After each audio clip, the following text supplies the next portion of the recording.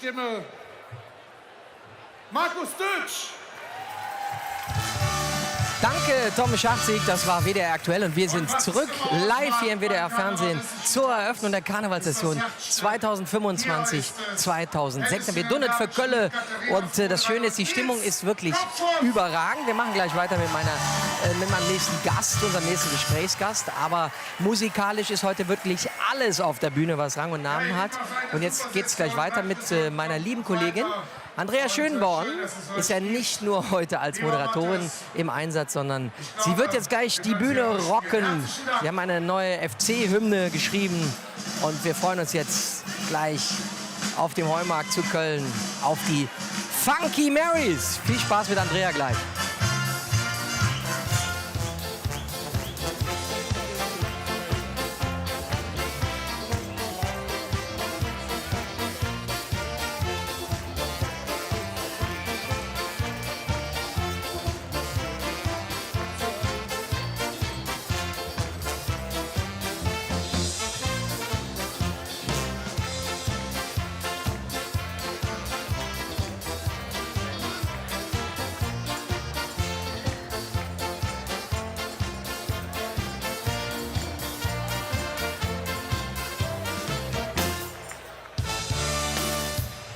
Ja, was immer Sie machen, machen Sie gut. Das ist Frauenpower für die 5. Jahreszeit. Hier sind die Funky Marys.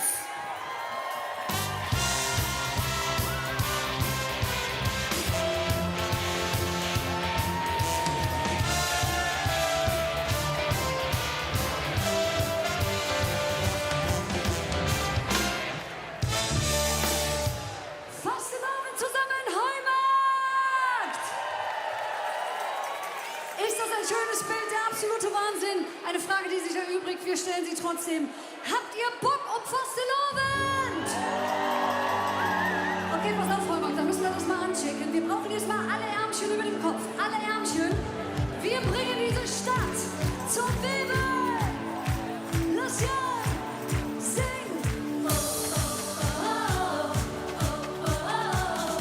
Könnt ihr das mal singen? 1, 2, 3, sing.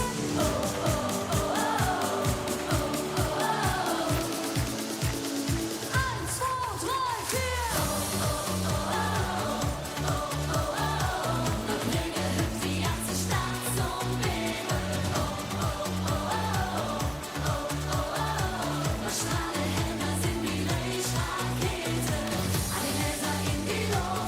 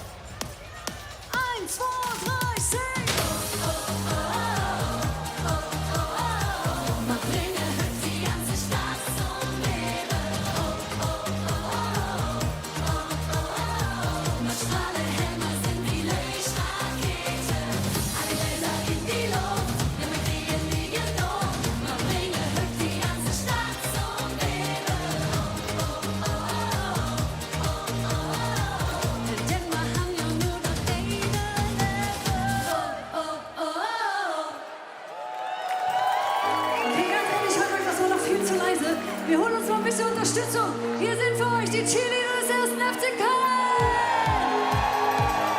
Die Händchen gehen nach oben. Ha, ha, ha, ha, ha. Alle Gläser in die Luft. Ja, wir kriegen nie genug. Okay, Leute. 1, 2, 3, 4. Alle Gläser in die Luft. Ja, wir kriegen nie genug. Wo sind die Gläser? 2, 3, sing. Alle Gläser in die Luft. Ja, wir kriegen nie genug. 1, 2, 3, sing. Alle Gläser in die Luft. Ja, wir kriegen nie genug. Und lass mal springen.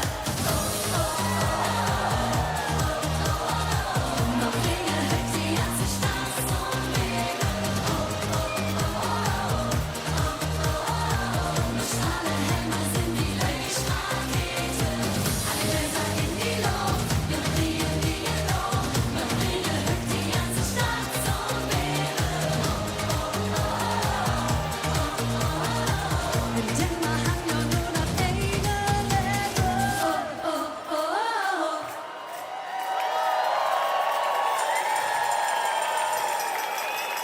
Ihr Lieben, vielen, vielen Dank. Ja, das, was ihr hier auf der Bühne seht, ist nicht selbstverständlich. Die Funky Marys und die Cheerleader des 1. FC Köln in den Farben vereint. Ganz ehrlich, wir lieben diese Stadt, wir lieben den Fastelovend und wir lieben unseren FC. Haben wir FC-Fans hier? Egal wie es läuft, gemeinsam durch dick und dünn, 11 lang FC Köln. Und damit das mit den nächsten 3 Punkten klappt, brauchen wir euch. Denn gewinnen kann man nur zusammen. Das geht nur mit dir und dir und dir. Lasst was schunkeln hier. Rechts, links, rechts, links. Sehr schön, Hammer.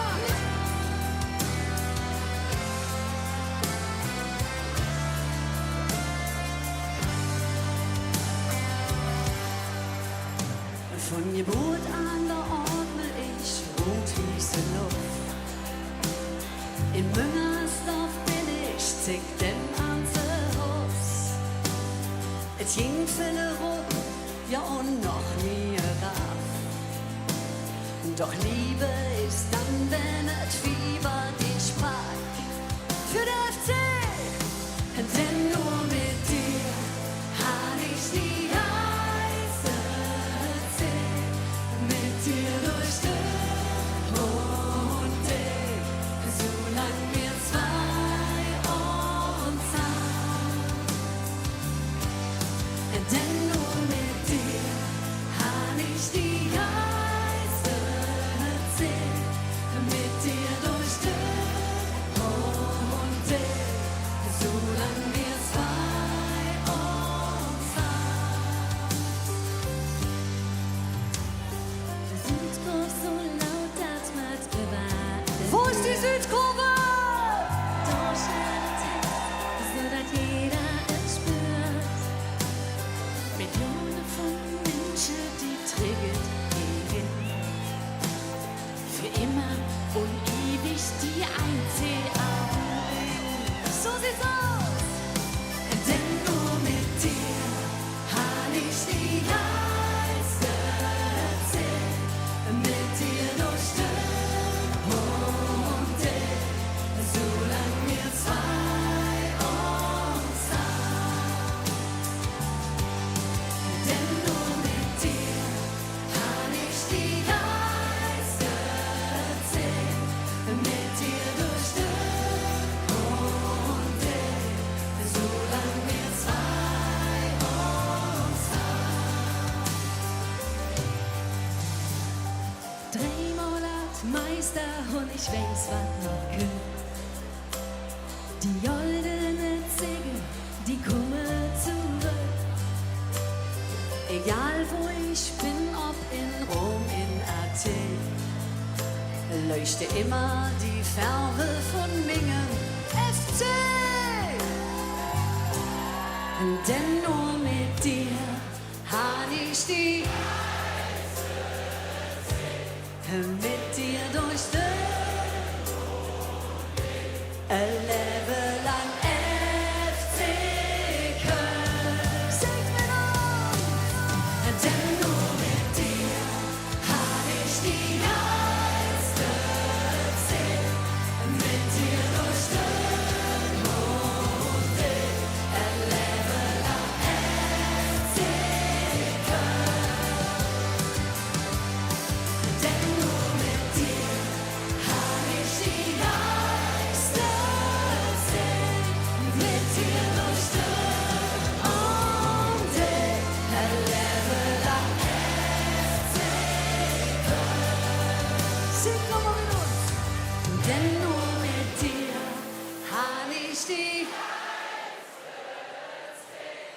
mit dir durch den und Level up.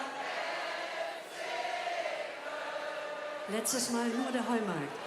Denn nur mit dir han ich die mit dir durch Level up. Ihr seid der Wahnsinn. Wir wünschen euch eine wunderschöne Session um den UFC. Nächsten 3 Punkte. Macht's gut, ihr Lieben. Tschüss zusammen.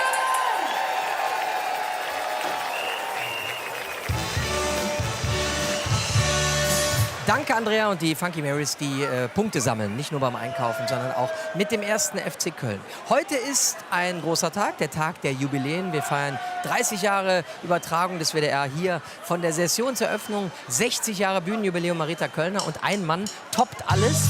Der ist am 5. September 100 Jahre alt geworden.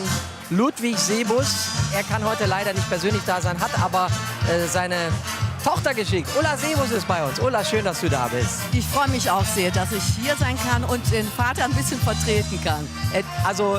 Guckt der Papa gerade zu? Der Papa guckt zu und er sagt immer, Kind, ich bin ja stolz auf dich. Und wenn du Idiot machst, noch ein bisschen stolz. Oh, er hat den Druck erhöht. Also sollte Ludwig jetzt gerade zugucken, wir grüßen vom Heumarkt.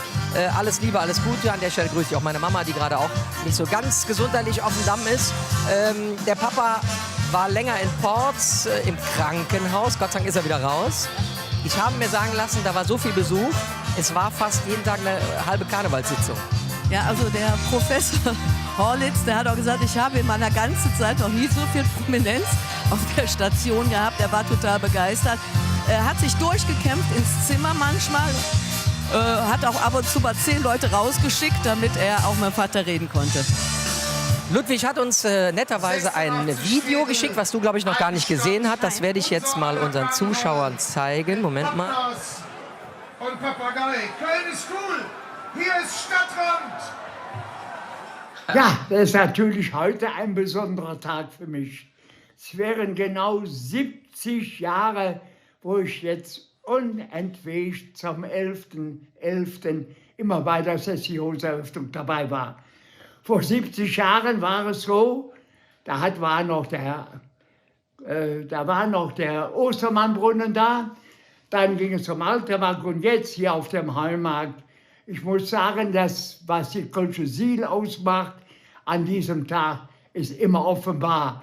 Man geht aufeinander zu, man singt, man schunkelt, man tanzt, spricht freundliche Worte zueinander und gibt zu erkennen, dass dieses Fest hier in Köln einmalig ist, denn wir nehmen alle Menschen auf, die Lebensfreude haben wollen und so auch entwickeln.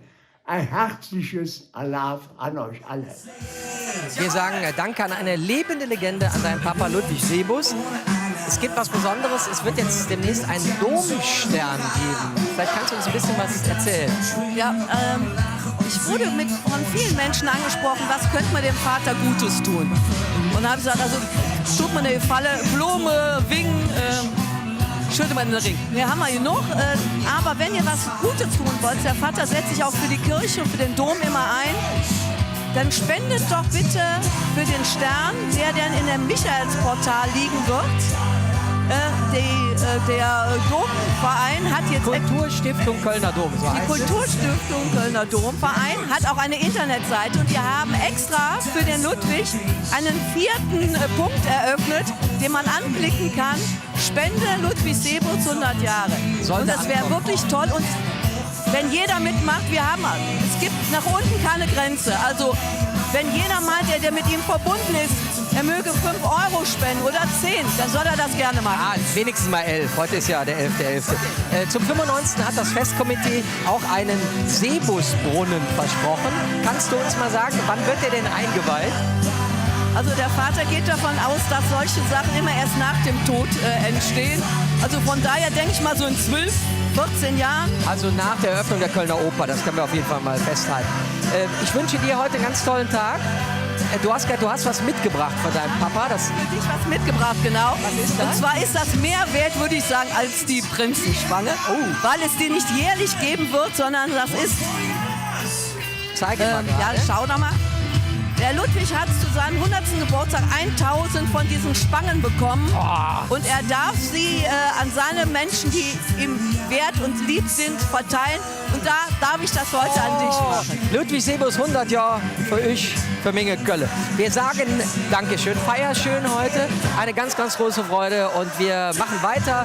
Wir sind natürlich hier in der Kölner Innenstadt, aber musikalisch nehmen wir jetzt Sie mit an den Stadtrand. Eine tolle Band. Im letzten Jahr haben Sie noch gesagt, Köln ist cool. Und im Moment befinden Sie sich, glaube ich, in der P-Phase ihrer Bandkarriere, denn ihre beiden neuen Titel heißen Pappnas und Papayai. Wir sind Stadtrand. Lieber Heumarkt, wir bräuchten einmal bis ganz hinten durch. Beide Hände. Wo sind die Hände? Hoch damit. Der ganze Heumarkt. Die ganze Welt. Hoch die Hände. Und jetzt der lauteste Chor, den die Stadt Köln je gehört hat. Und das geht. Da, da, da, da.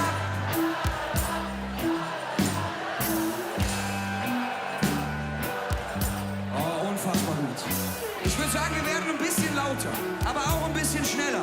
Ihr Lieben, gebt alles, was ihr dabei habt. Und das geht. Da, da, da, da.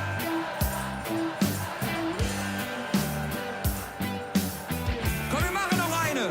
Gib ein bisschen Gas. Und das geht. Da, da, da, da, da, da, da. Kommt die letzte. Und dann geht. Da, da, da, da, da, da. Jawohl.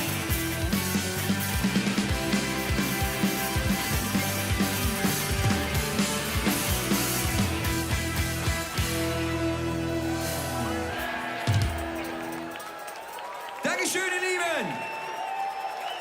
Ihr Lieben, wir waren vor einiger Zeit im Studio und uns ist eine Sache klar geworden.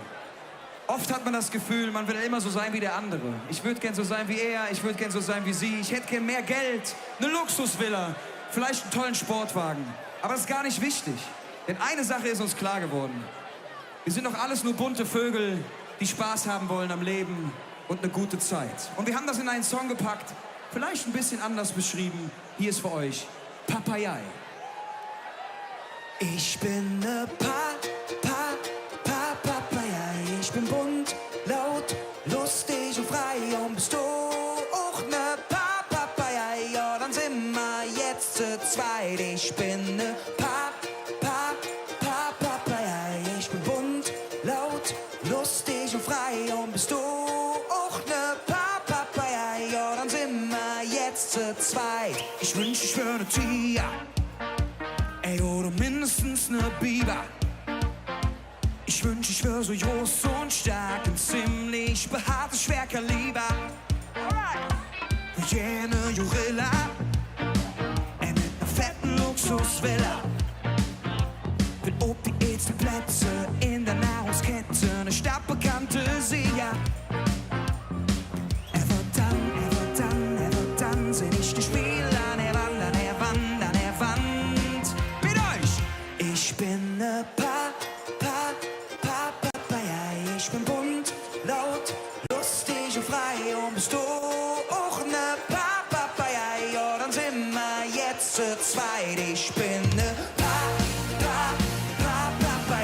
Ich bin bunt, laut, lustig und frei. Und bist du auch ne Papayai? Ja, dann sind wir jetzt zu zweit. Ich hab keine lange Mähne und noch kein spitze Zähne.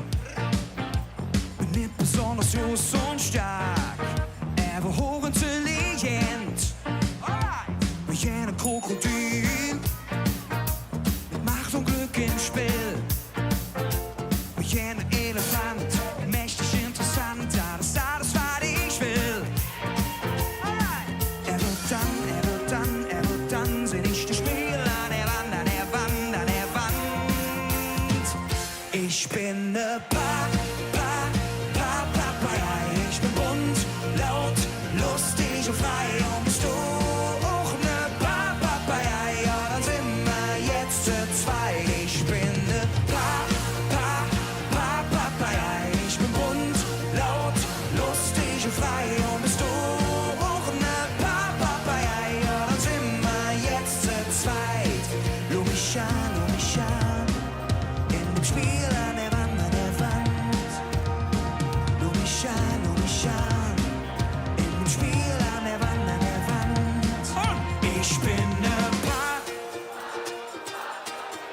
ich bin bunt, laut und bist du auch ne? Ihr seid wundervoll! Jetzt zu zwei, ich bin ne Papaya. Ich bin bunt, laut, lustig und frei und bist du auch ne Papaya. Ja, dann sind wir jetzt zu zweit. Ja, dann sind wir jetzt zu zweit. Ihr Lieben, vielen Dank. Uns wurde mal beigebracht, man soll aufhören, wenn es am Es gibt schönsten dieses Jahr was Neues, was ich richtig gut und wichtig finde. Und zwar sind hier auf dem Platz 3 Awareness-Teams unterwegs. Und Ralf, du musst uns jetzt mal erklären, was ist ein Awareness-Team? Ja, das sind die Damen und Herren, die sich um dich kümmern, wenn es dir einfach nicht gut geht. Also dafür muss man jetzt nicht körperlich verletzt sein, sondern so Übergrifflichkeiten ist so ein Thema. Oder es ist ja einfach zu eng, du fühlst dich bedrängt, dann kannst du die rufen. Und die erkennst du in den lila Westen. Das ist heute aber auch Standard. Ich glaube, im Kölner Karneval ist es ganz neu, Ja. aber ansonsten sehr bekannt. Und es tut einfach gut zu wissen, dass man gut aufgehoben ist. Auf jeden Fall. Das heißt, wenn ich mich belästigt fühle, irgendwie bedrängt fühle. Und der Unterschied zu anderen Sicherheitskräften ist, dass die extra darin geschult sind und auch einen ernst nehmen. Das heißt, man kann die auf jeden Fall ansprechen, auch wenn es einfach nur irgendwie ein komischer Beigeschmack ist. Ne? Wie handeln die denn dann in dem Moment? Was machen die? Ja, die nehmen dich dann aus der Menschenmenge raus, die nehmen dich auf die Seite, Zelt beispielsweise. Wir haben genug Unfallhilfestellen hier, kümmern sich um dich, sprechen mit dir, betreuen dich, was immer dann erforderlich ist. Und du hast recht, das sind absolute Profis. Also das sind keine Ehrenamtler aus irgendeinem lustigen Kappenverein. Das ist sehr wichtig. Und es gibt noch was anderes, passend dazu. Es gibt auch eine neue App, die Gardi-App. Die möchte ich hier einmal kurz zeigen. Die arbeitet mit dem Standort. Kannst du mal eben eine Karte nehmen? So, das funktioniert halt nicht. Die arbeitet mit dem Standort. Man kann sich da anmelden, mit seinen Freunden connecten. Und wenn ich jetzt sage, ich fühle mich unwohl, dann kann ich hier einen Standortalarm absetzen. Und andere sehen dann eben auch, dass dort sich jemand unwohl gefühlt hat. Und wenn es ganz kritisch wird, dann kann ich auf Notfallaufnahme klicken. Und diese Notfallaufnahme läuft dann beim Awareness-Team auf. Das finde ich einfach richtig, richtig gut und eine super Entwicklung, vor allem für solche Orte wie heute, wo einfach so unfassbar viel los ist und man ja eigentlich gut feiern will. Stimmt's? Absolut. Also ich kann gar nicht viel mehr dazu sagen. Das ist einfach toll, dass wir das gefunden haben. Das ist ein Start-up, ja, also ganz neu auf dem Markt und wir haben schon erste Kenntnisse und es läuft wunderbar. Wunderbar. Das ist schön. Also, ich habe gehört, ich soll zurück an die Bühne gehen. Das machen wir auch. Viel Spaß noch bei der Musik und liebe Grüße. Stand an der Straße mit der Lück, war auf der Zucht der Rocket mit Albert Einstein und Indiana Jones, mit Charlie Chaplin und Marilyn Monroe. Clown, Superheld, Pirat und Vampir in der Kneipe, auf der Straße und im Jützenich. Schriebe bunte Geschichte auf buntem Papier in der Kneipe, auf der Straße und im Jützenich. Den Höck können mir alles sinn. Den Höck können mir alles sinn. Laut, jeck, bunt zusammen sind. Höck können mir alles sinn. Den Höck können mir alles sinn. Laut, jeck, bunt zusammen sind. Und so hält jeder sich Kiss mit der Erinnerung da drin. Und musste darin, ja, wo du bist, in die Geschichte wieder da. Ihr Lieben, das war sehr gut. Wir brauchen aber mehr Kürbis, mehr Kaiser und viel mehr Königin. Den Höck können wir alles sehen. Den Höck können wir alles sehen. Laut, jeck, bunt zusammen sind. Höck können wir alles sehen. Den Höck können wir alles sehen. Laut, jeck, bunt zusammen sind. Ihr Lieben, ihr wart wundervoll. Ein letztes Mal. Zeigt der Welt da draußen, wie unfassbar laut ihr sein könnt. Gebt einmal alles. Holt all eure Energie raus. Kommt! Vollgas!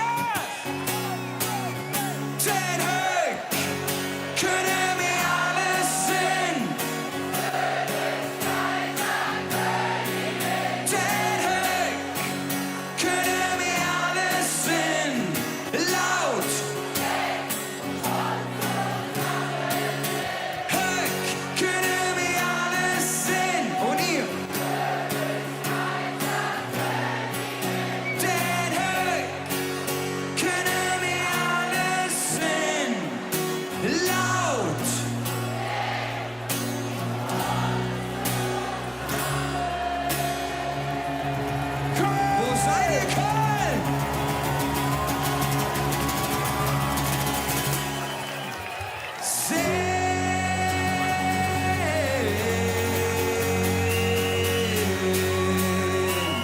Tschüss zusammen!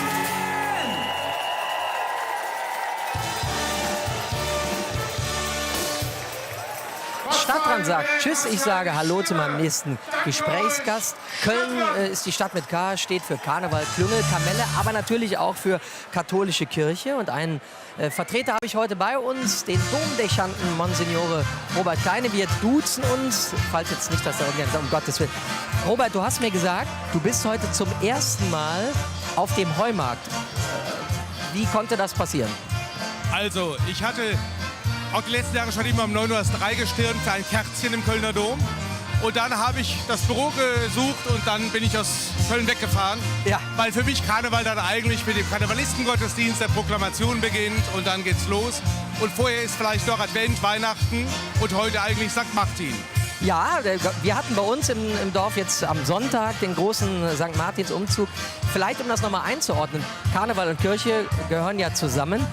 Warum feiern wir heute eigentlich den 11.11.? Das hat ja einen kirchlichen Hintergrund. Genau, das hat sogar mit dem Martin zu tun. Da war noch einmal Markt, da wurde noch einmal gefeiert, bevor man in eine Fastenzeit gegangen ist. Die große Fastenzeit auf Weihnachten. Denkt heute kein Mensch mehr dran. Heute haben wir schon die Lebkuchen vor dem 11.11. in den Geschäften, aber eigentlich war es eine Fastenzeit, da wurde mal richtig gefeiert am 11.11., was wir heute machen. Und die nächste Fastenzeit beginnt am Aschermittwoch, da ist alles vorbei. Ja, und die wenigsten wissen, dass das Kirchenjahr am ersten Advent beginnt. Also wir haben jetzt hoffentlich allen was beigebracht. Du hast recht, mein Lieblingsmonat ist auch der September. Man kann mit Sonnenbrand auf dem Balkon sitzen und Spekulatius essen. Das ist absoluter Wahnsinn. Karneval und Kirche verbindet noch etwas. Ohne Ehrenamt wäre es in der Kirche schwierig, aber im Karneval auch. Was bedeutet das Ehrenamt für die Kirche?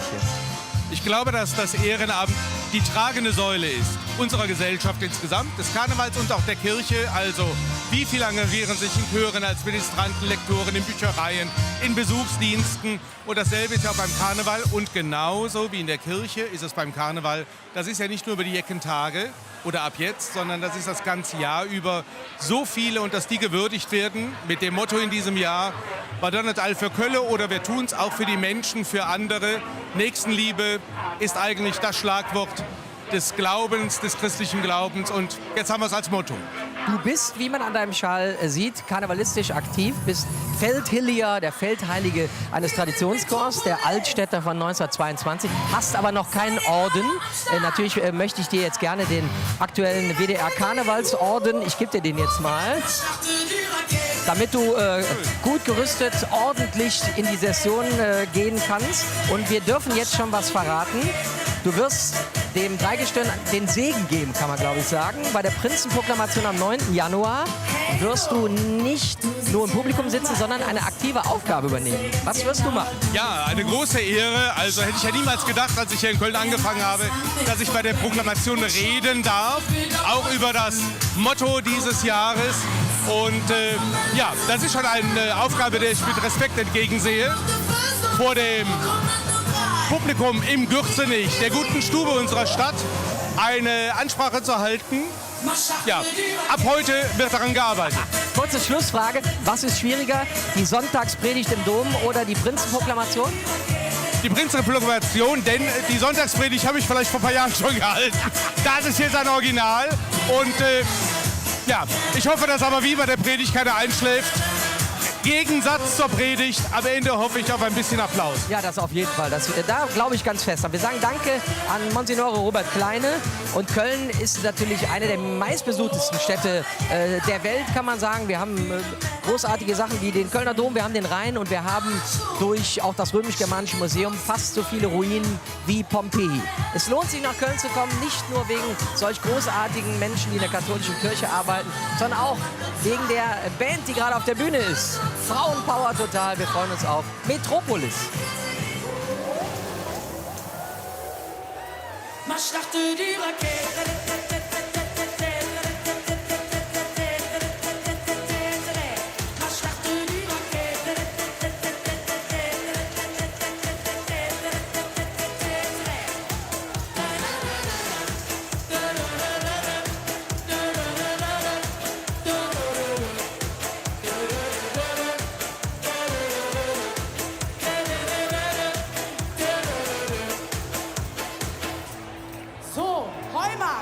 Ich möchte, dass wir alle mal nach unten gehen. Kriegen wir das hin? Der ganze Heumarkt soll jetzt mal schön in die Hocke, in die Hocke. Und gleich springen wir zusammen. Alle in die Hocke. Kommando 1, mal Trommel zusammen. Kommando 2, und noch der Fürst und so. Kommando 3, die Rakete geht hoch. Kommando 1, mal Trommel zusammen. Kommando 2, und noch der Fürst und so. Kommando 3, die Rakete geht hoch. Man startet die Rakete.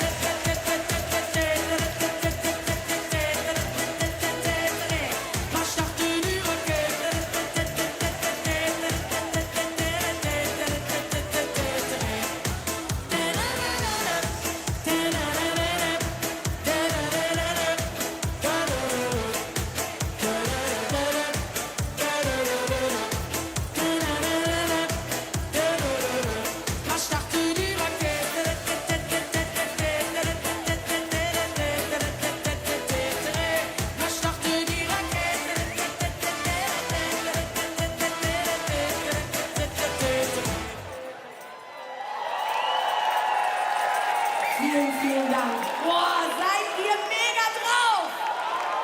Boah. Vielen Dank. Wir spielen jetzt einen Song, unsere aktuelle Single, heißt Niemals im Level. Und wir hoffen sehr, dass sie euch gefällt. Das ist eine Hommage an Köln. Und hier kommt sie.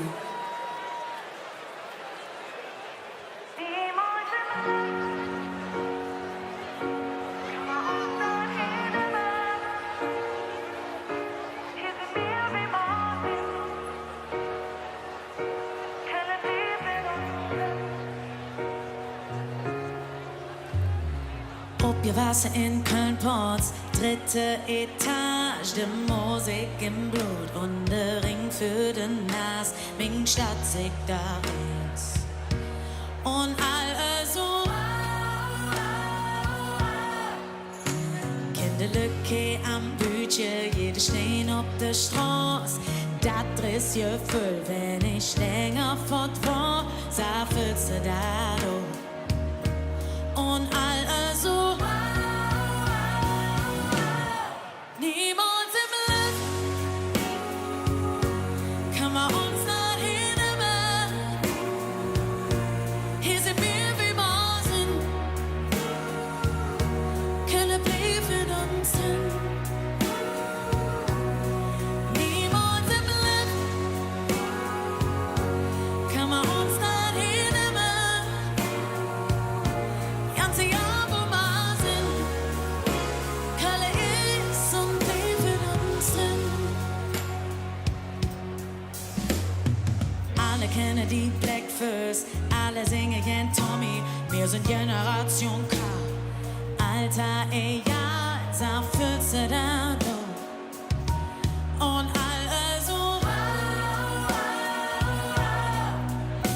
et geht mit der Stadt, et geht de Münche. Schwarz und Weiß war den Stoß, jeder werft mit uns aus, sah Füchse da durch. Und alle so, niemals im Leben kann man uns not hinnehmen.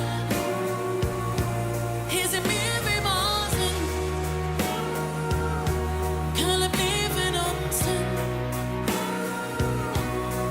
Niemals im Leben kann man uns not hinnehmen. Ganze Jahr wo Maßen, Kalle ist und bleiben uns hin.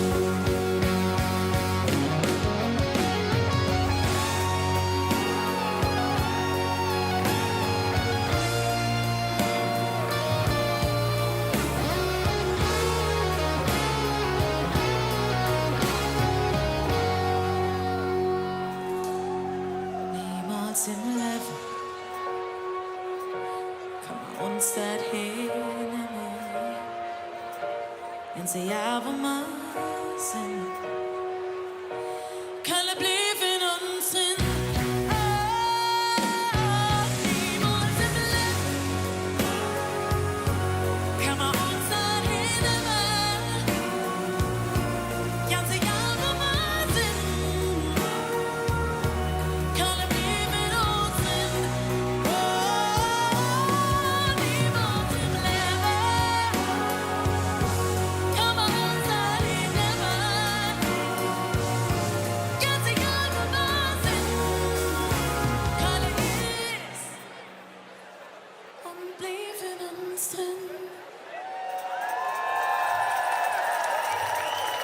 Vielen, vielen Dank. Dankeschön. Ihr wart wundervoll. Kelleralarm zusammen. Dankeschön.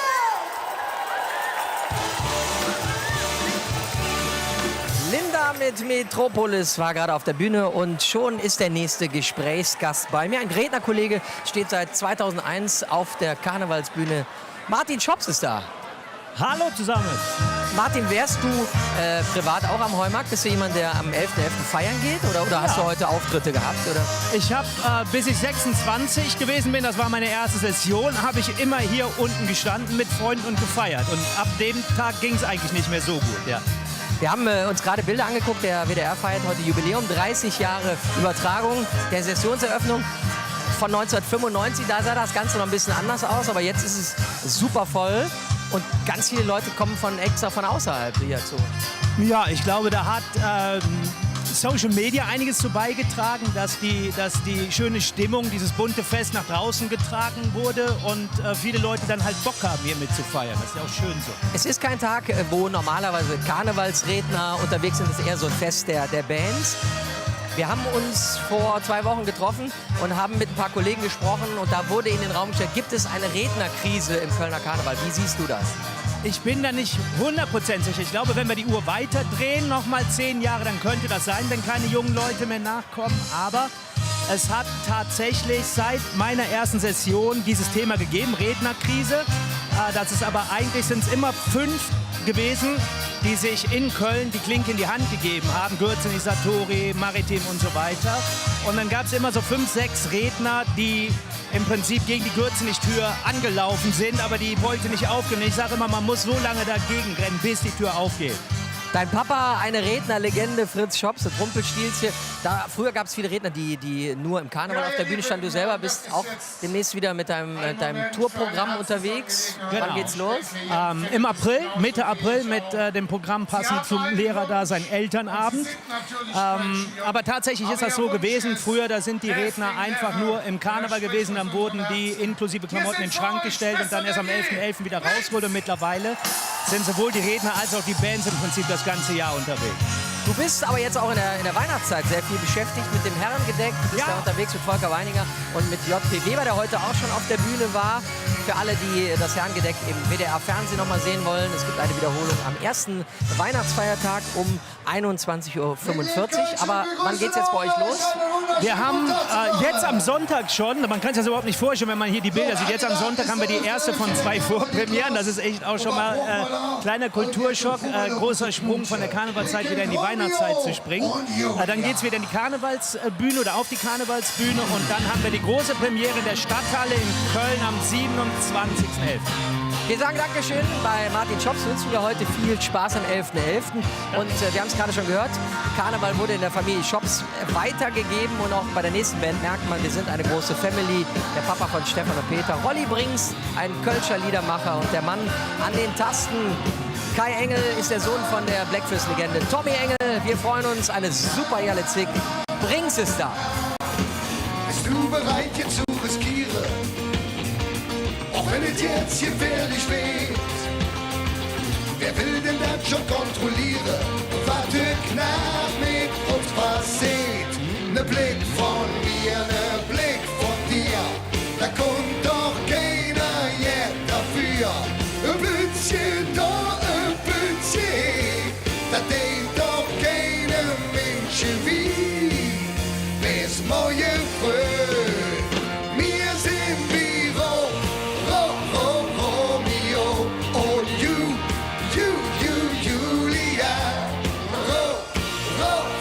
Romeo und Julia.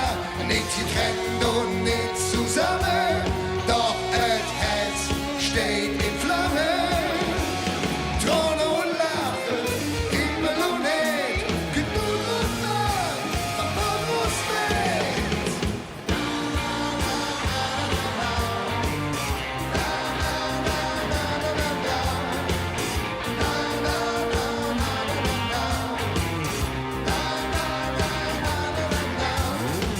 Bist du bereit, jetzt zu vergessen? Janzi, ja, wie schön es war. Auch wenn uns Sätze morgen brechen, wir zwei, wir waren einfach da. Ne Blick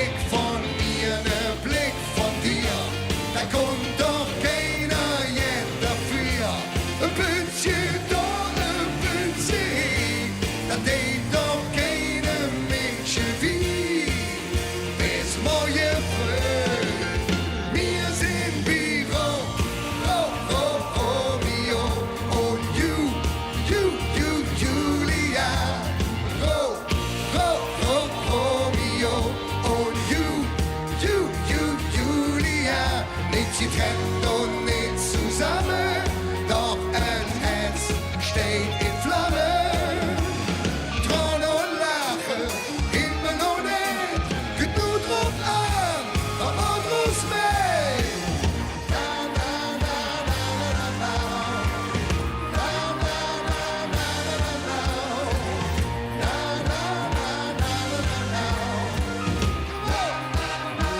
Kommt jetzt alle! Wo sind wir?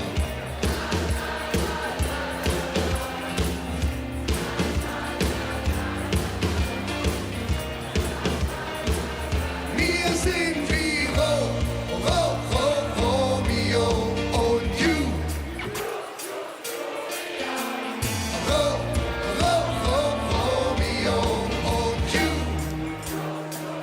Wir sind wie Romeo und Julia. Romeo und Julia.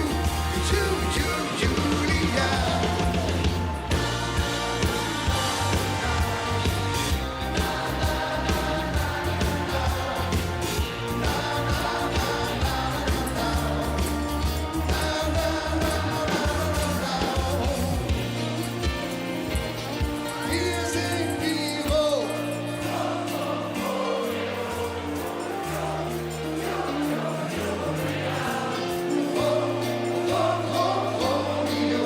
und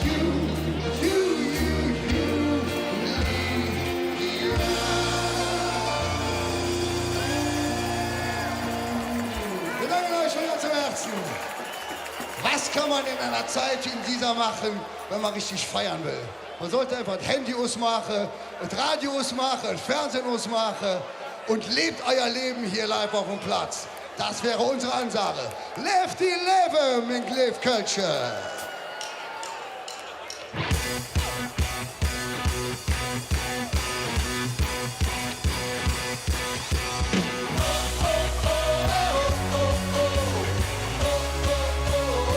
Lebt die Leben.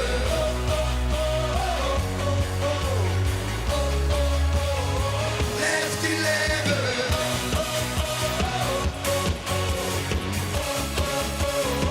Lebt die Leben.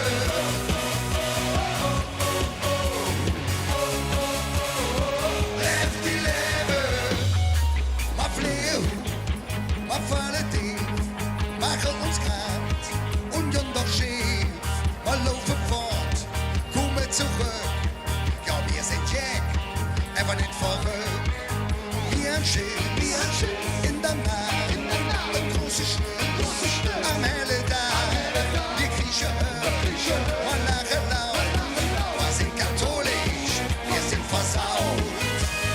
Wir sind Menschen, nur aus Fleisch und Blut. Der Hauptsache ist, das Herz ist Jod. Und darum lebt die Leben. Trägt die Tieren, das kann es doch nicht gewesen sein.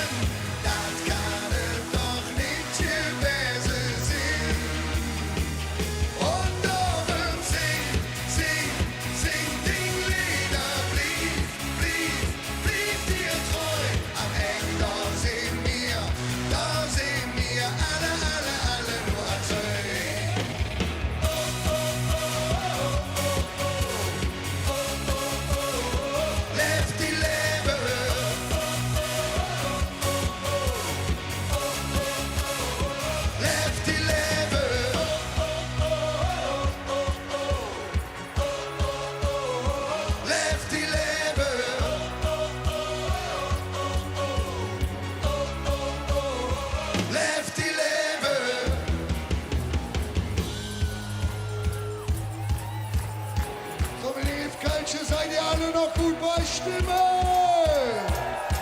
Wir wollen euch hören. Harry, komm zu mir. Also auf jetzt. Ganz zusammen.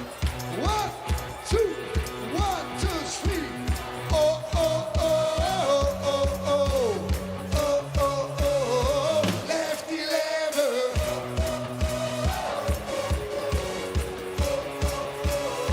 Lefty Level. Oh, oh, oh, oh, oh, oh. Oh, oh, oh. Lefty Level. Oh, oh, oh, oh, oh, oh. Oh, oh, oh. Lefty Level.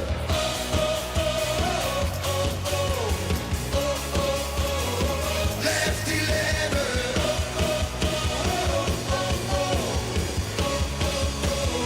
Lefty Level.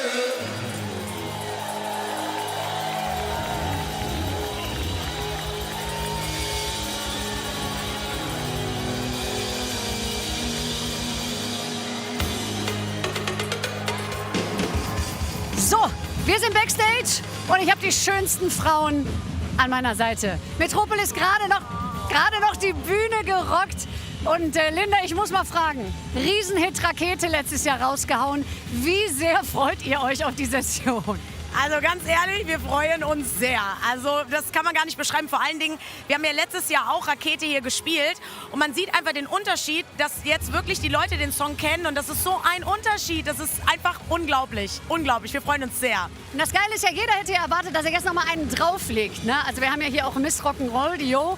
Aber ihr habt genau das Gegenteil gemacht. Ihr habt gesagt, nee, Nixer, das kann man ja eigentlich fast gar nicht toppen. Wir legen eine Ballade nach. Und erzähl mal ein bisschen was über die Ballade. Der Song heißt Niemals im Level und den haben wir im letzten Jahr geschrieben und auch schon gespielt und wir haben einfach gefühlt, wie sehr wir ihn alle fühlen und auch die Leute fühlen und für uns war irgendwie letzten Winter schon klar, wir müssen die bald veröffentlichen und wir sind auch total froh, dass wir so eine Bandbreite zeigen dürfen und können und ich glaube, das haben wir jetzt gemacht mit diesem Song. Ihr bringt ja richtig frischen, poppigen Sound auch in die ganze Session bzw. ins ganze Karnevalsgeschehen.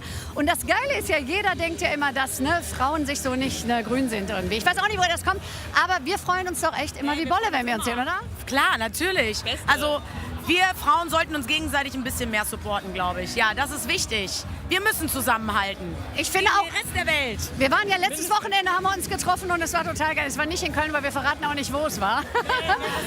Und also, ihr freut euch megamäßig auf die Session. Rakete wird nochmal raketenmäßig durchstarten. Ein geiler Song und wo geht's jetzt hin? Weiß ich gar nicht. Wo geht's denn jetzt hin? Kamelle? Mittagessen. Das Wichtigste erstmal. Ich glaube Halle Tor 2, ja. Okay, ganz wichtig, Mittagessen, dann Halle Tor 2 und wir sehen natürlich Metropolis auf den Bühnen Kölns und überall sonst. Also Mädels, dreimal Kölle! Allah! Metropolis! Allah! Sessionseröffnung! Allah! Zur Bühne!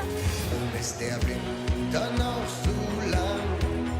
Wir glauben fest dran. Wir haben so viel durchgemacht. Jetzt machen wir uns grad. Und steht die Welt in Flammen. Wir stehen all zusammen. Die ganze Jahr, woher wir kommen. Jetzt haben wir uns gefunden.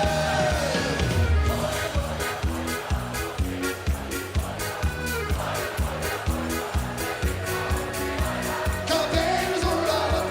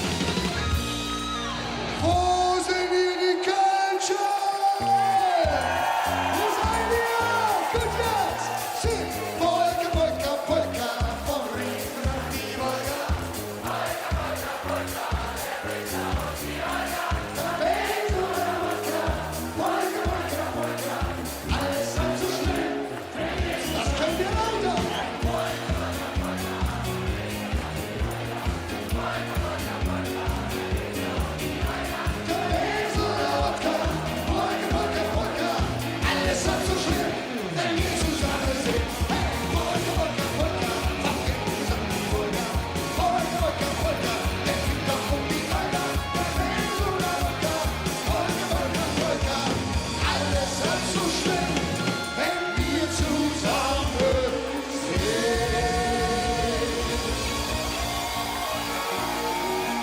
Das war die Wings für euch. Dankeschön, auf Wiedersehen.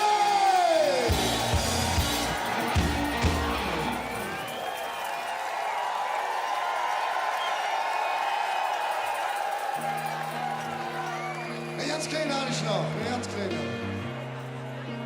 Ich weiß, wir sind hier zusammengekommen auf diesem Platz, um zu feiern. Das ist auch alles richtig, lasst uns feiern. Und wir haben euch ein kleines Liedchen mitgebracht, eine kleine Ballade. Vielleicht habt ihr ja Lust, die mit uns zusammen zu singen. Hier kommt der Kölsche Jung.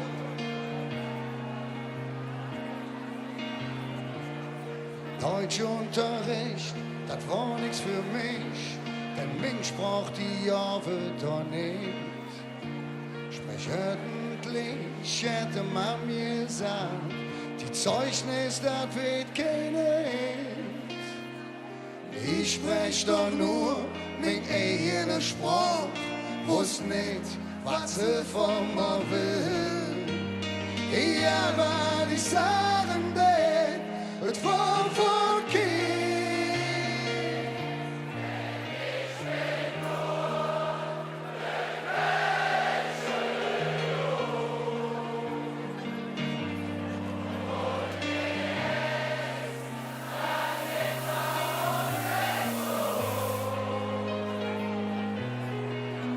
Hab die Straße nicht mit Sprach gelehrt und jedes Wort wie tätowiert hab mich als so.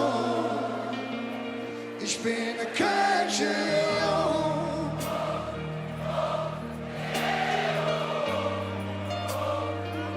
Ich bin eine Kölsche Jung.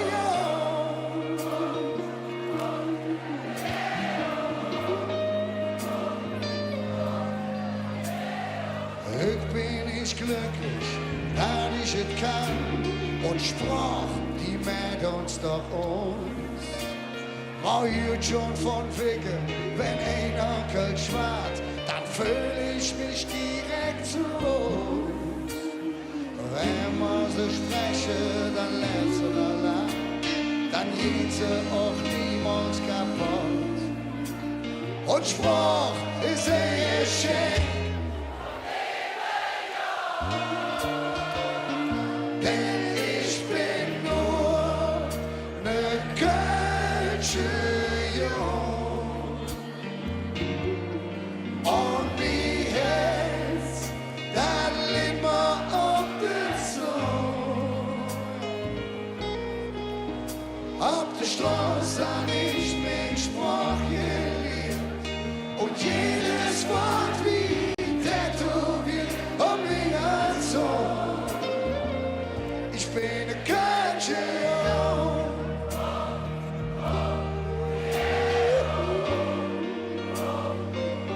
Ich bin eine Kölsche Jung. Ich liebe Kölsche Neumann, gut jetzt. Denn ich bin nur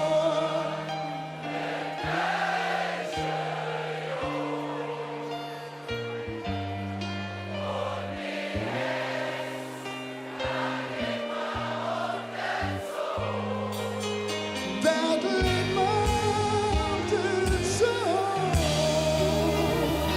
Der Stefan, der Harry, der Kai, der Christian und der Peter sagen, Kölner Lauf zusammen. Ein fröhliches Fest, meine Tour, auf Wiedersehen.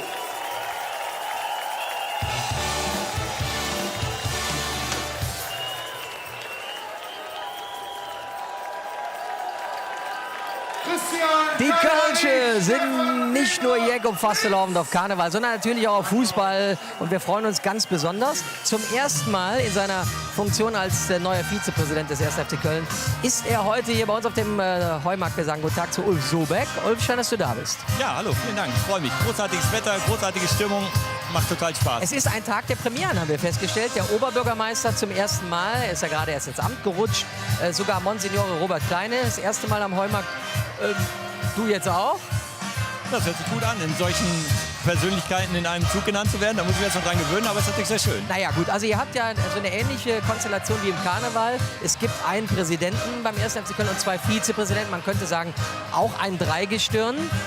Du bist Vizepräsident, bist du jetzt Bauer oder Jungfrau? Das haben wir schon geklärt. Ich bin auf jeden Fall der Bauer, weil der Jörg Alvermann hat für sich die Rolle der Jungfrau schon übernommen, weil er gesagt hat, er ist ganz neu beim FC. Wir anderen hatten ja schon Gremienerfahrung. Und der Jörg hat gesagt, ja, dann nicht die Jungfrau, weil ich mit dem FC vorher gar nichts zu tun hatte. Und dann haben wir die Rollen klar verteilt. Das ist auf jeden Fall schon mal geklärt, das haben wir gelernt. Man sieht, Ulf trägt das neue Karnevalstrikot des 1. FC Köln. Dass der FC Jeck ist, können wir beweisen, denn du hast uns ein paar Bilder mitgebracht vom heutigen Training. Die gucken wir uns jetzt mal zusammen an. Ja, sehr gerne. Da ist unsere Truppe. Du kannst ruhig ein bisschen kommentieren. Ja, also wir haben heute das Trainerteam als Schlümpfe geschlossen einmarschiert. Und, ich habe Obelix gesehen. Ja, wir hatten also verschiedene Kostüme und für die jetzt gerade schauen, die Jungs, die jetzt in der Stadt unterwegs sind, haben nicht das gleiche Kostüm an. Also sie haben tatsächlich nach dem Training, wie es gehört, geduscht und haben sich umgezogen, sodass man sie auch jetzt dann möglicherweise im Karneval nicht direkt wiedererkennt. Das ist doch schon mal ganz gut. Würdest du sagen, ihr steht gut da, Tabellen-9., zufrieden? Absolut, also vor der Saison sehr schön, dass wir jetzt einen stabilen Mittelfeldplatz haben. Die Leistung, das finde ich viel wichtiger, überzeugend, in der richtigen Situation Glück gehabt. Ein bisschen Schmerz natürlich das Wochenende, aber da kann man auch mal Jönne können. Nein, kann man nicht, aber wir wollen auf jeden Fall weiter an eine gute Leistung anknüpfen und hoffen natürlich, dass wir unseren positiven Trend nach der Länderspielpause jetzt fortsetzen. Man kann ja sagen, die Faszination FC im Rhein-Energiestadion wird immer gefeiert, egal wie erfolgreich das ist. Eigentlich alle 2 Wochen Karneval, auch wenn keine Session ist. Ja, ist richtig, aber dazu muss der Sport aufpassen. Ich bin ein großer Freund vom Feiern, aber ich bin ein großer Freund vom sportlichen Erfolg. Also deswegen muss man natürlich Freude haben, aber der sportliche Erfolg sollte über allen stehen und dann kommt die Freude natürlich dann auch mit. Gratulation, der FC hat einen neuen Nationalspieler, Said El-Manna. Drücken ihm die Daumen, dass das vielleicht sogar klappt mit der Fußball-Weltmeisterschaft 2026. Ja, ich denke, für Said ist jetzt erstmal eine große Ehre, dabei sein zu dürfen. Wir freuen uns insgesamt für das gesamte Team, alle freuen sich für ihn. Und für ihn geht es jetzt einfach wichtig, Erfahrungen zu sammeln und dann schauen wir einfach mal. Ich denke mal, Schritt für Schritt ist jetzt erstmal eine Ehre, dass er dabei sein kann und wir uns natürlich freuen, wenn er auch mal 2, 3 Spielminuten bekommt, dass er auch dann Nationalspieler ist und nicht nur im Kreis ist. Aber der macht das toll und ich freue mich, dass unsere gute Arbeit da auch ausgezahlt wird. Also der Vizepräsident des 1. FC Köln wird heute auch die ersten Erfahrungen ein paar Minuten sammeln hier, wenn er sich jetzt gleich in die Menge stürzt hier auf dem Heumarkt. Wir wünschen dem 1. FC Köln natürlich alles Gute, sportlichen Erfolg. Dir viel Erfolg in der neuen Position, einen schönen 11.11. und sagen Dankeschön an Ulf Sobeck. Allah. Auf der Bühne geht es natürlich weiter. Wir beginnen jetzt mit der WDR 11. im 11. Charme-Offensive. Wenn man die nächste Band mit einer Fernsehsendung vergleichen müsste, wäre es so eine Mischung aus Bachelor und Shopping Queen. Super Musiker und sie hatten schon einen Hit, obwohl sie erst seit 5 Jahren auf der Bühne stehen. Heads voll Gold, was lernen wir daraus? Wenn Sie Herzprobleme haben sollten, gehen die nicht zum Kardiologen, sie gehen zum Juwelier. Wir freuen uns, Sie sind heute bei uns auf der Bühne. Charmeur! Es wird erstummer, zusammen so wie jetzt. Der Augenblick ist alles, was ich zählt. Und das kleine bisschen Zukunft ist wie Sand im Wind. Und was morgen ist, das wird nicht bestimmt. Komm mal trinken und das, was uns zusammenhält. Ob die Liebe ohne Herz voll Gold. Komm mal bliebe noch ein bisschen länger her. Und trinke und lebe und den du ohne Herz voll Gold.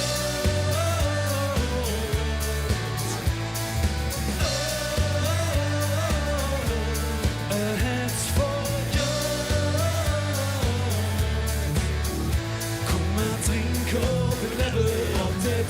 und verjebbe, ob die Frühschaft, ob die Judenszene, ob der Augenblick, komm mal lebe.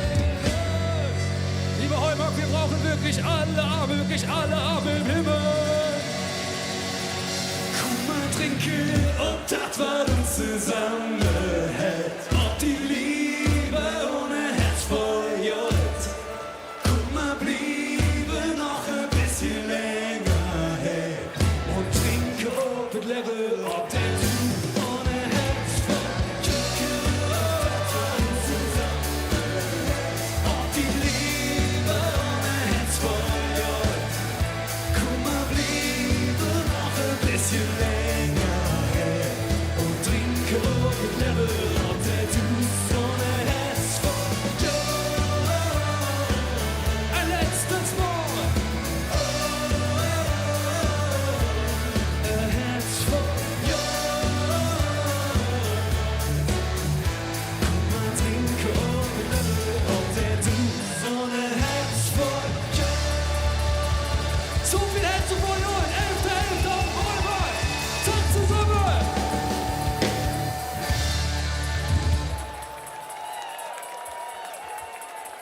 Ihr Lieben, wir haben natürlich auch eine ganz neue Sessionsnummer dabei. Und es ist gleichzeitig das, was wir leben die nächsten Wochen. Und zwar, wir sind die Letzte, die nach Hause jahren. Wir sind die Letzte, die nach Hause jahren, weil wir lang noch nicht genug haben. Wir sind die Letzte, die Letzte, die Letzte, die nach Hause jahren.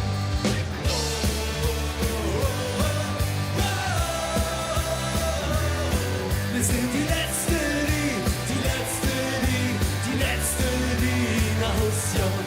Die Uhr schlägt 1, 2 und 3 in der Stadt, die niemand schläft. Wo die Musik spielt, sind wir ewig wach, weil es immer wieder geht. Solange wir noch leben, machen wir den Schluss. Ja, noch nicht los.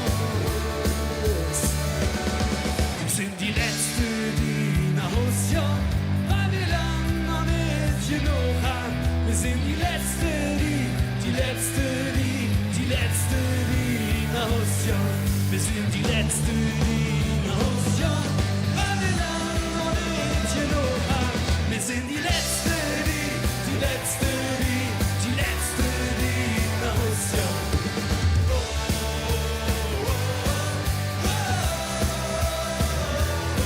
Wir sind die Letzte, die Letzte, die Letzte, die nach Hause jahren. Wir sind wild, wild und frei, macht die Lichter noch nicht aus. Weil die Liebe uns zusammen hält und immer wieder geht. Solange wir noch leben, machen wir den Schluss. Wir jahren noch nicht los. Einmal mit euch! Wir sind die Letzte, die nach Hause jahren, weil wir lang noch nicht genug haben. Wir sind die Letzte, die Letzte, die Letzte, die nach Hause jahren. Oh, oh, oh, oh, oh. Wir sind die Letzte, die Letzte, die Letzte, die nach Hause jahren. Egal was doch kommt, eins blieb bestimmt, wir sind die Erste, die kommen und die Letzte, die jahren. Oh, oh, oh, oh, oh. Wir sind die Letzte, die Letzte, die Letzte, die nach Hause jahren. Die Uhr schlägt 4, 5 und 6 und das letzte Fass ist leer. Komm mal, bliebe wach, mache richtig Krach, denn wir haben noch nicht genug. Wir sind die Letzte, die nach Hause jahren, weil wir lang noch nicht genug haben. Wir sind die Letzte, die Letzte, die Letzte, die nach Hause jahren. Wir sind die Letzte, die Letzte, die Letzte, die nach Hause jahren. Wir sind die Letzte, die Letzte, die Letzte, die nach Hause jahren. Wir bleiben noch ein bisschen wach. Wir sind die Jungs von Schwimmer. Passt auf euch auf. Fasst die Augen zusammen.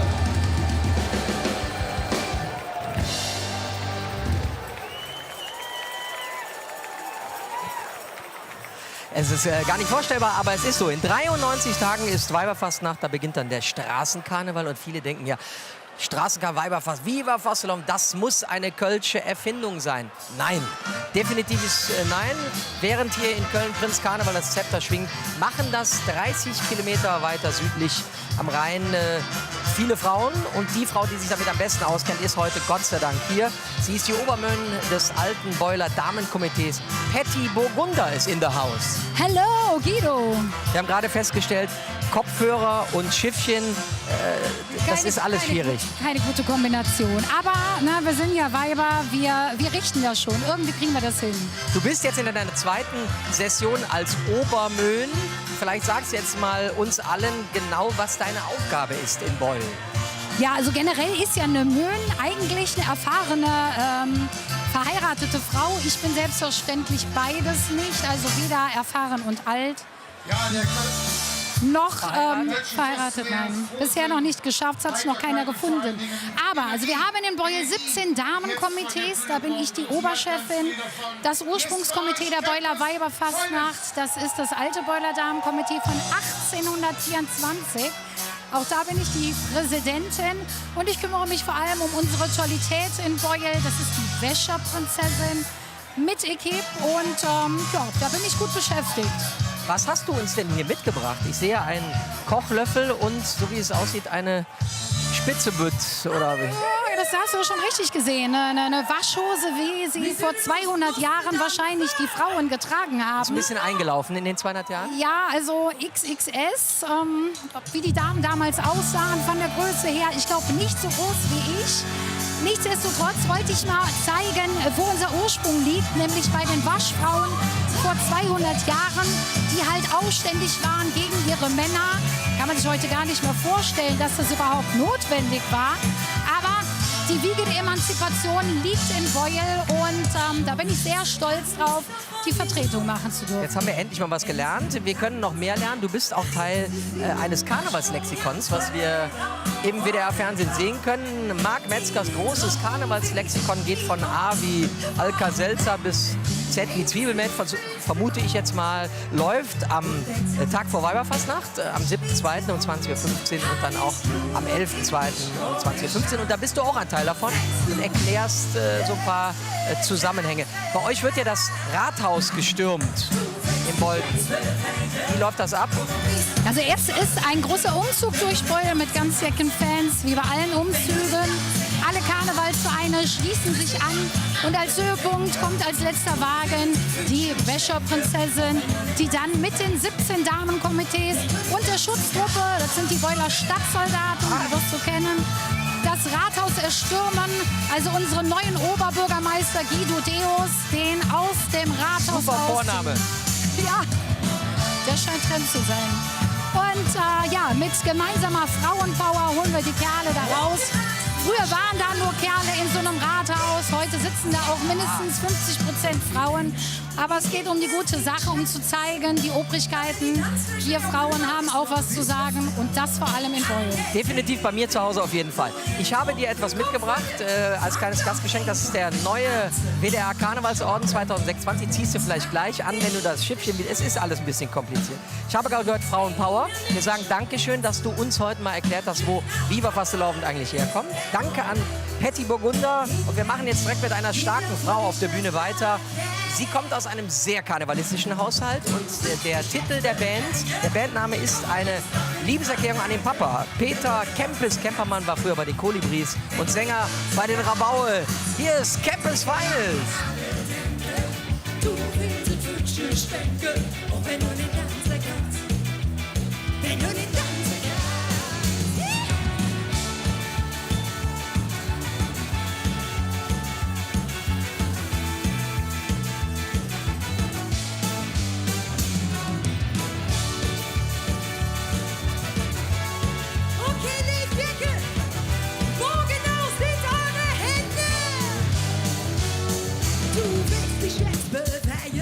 Oh, komm on, bist doch nicht verleihen, nur weil du nicht tanzen kannst. Ey, nur weil du nicht tanzen kannst. Es ist für sich was alle denken. Ey, du willst doch nur den Wünsche schwenken. Auch wenn du nicht tanzen kannst. Auch wenn du nicht. Und das weißt du, willst dich jetzt befreien. Komm on, bist doch nicht verleihen, wenn du nicht tanzen kannst. Wenn du nicht tanzen kannst. Es ist für sich du willst den Wünschen schmecken, auch wenn du nicht tanzen kannst. Wenn du nicht tanzen kannst.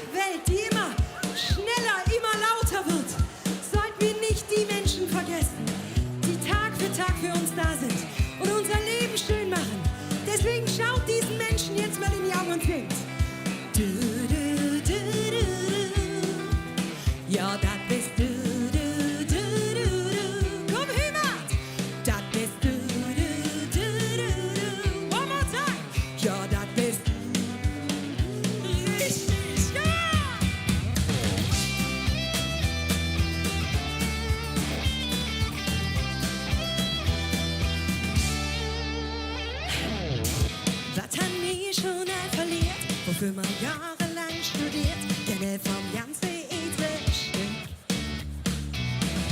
Wie auf Lare mehr oder mehr, über unbekannte Wege, 3 Schritt für und 2 zurück. Und wir stolpern schwanken durch den Leben, doch haben der Horizont im Blick. In der Welt, in der sich alles ändert, blieb der Mensch an mir sehen. Und das bist du. Triebst mich in der Wahnsinn, bringst mich dann zu. Und das bist du. Yeah. Du packst auf Menge Schwachsinn, Dinge noch dort so. Und das bist du. Triebst mich in der Wahnsinn, bringst mich dann zu. Und das bist du. Packst auf Menge Schwachsinn, Dinge noch dort so. Hey! Du.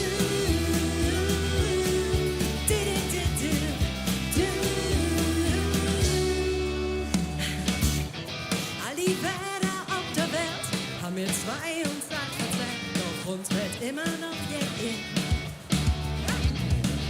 In Gesellschaft von Poeten sind wir beide die Prolete, das steckt einfach in uns drin. Und wir stolpern schwanken durch den Leben, doch haben der Horizont im Blick. Und der ist schön in der Welt, in der sich alles ändert, blieb der Mensch am Sinn. Und jetzt jemand, schaut euch noch mal tief in die Augen, nehmt eure Herzensmenschen in den Arm und singt für die, die ihr lieb habt. Come on! Das bist du.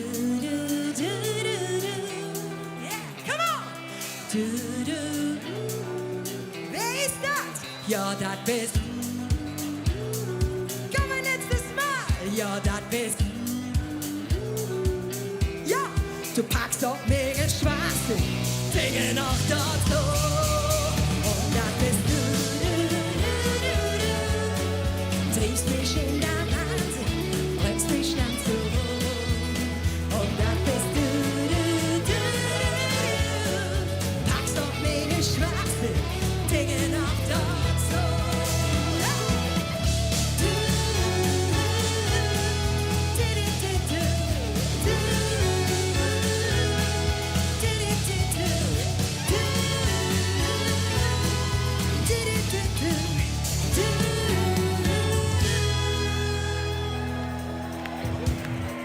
Ihr seid es, die diesen Heimat einfach schön und bunt machen. Dankeschön!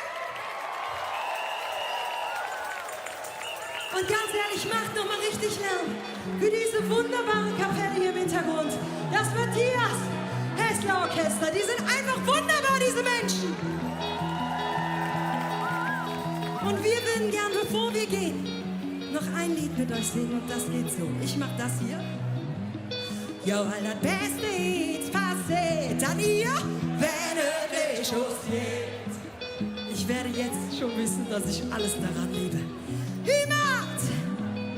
Ja, weil das Beste jetzt passiert. Come on!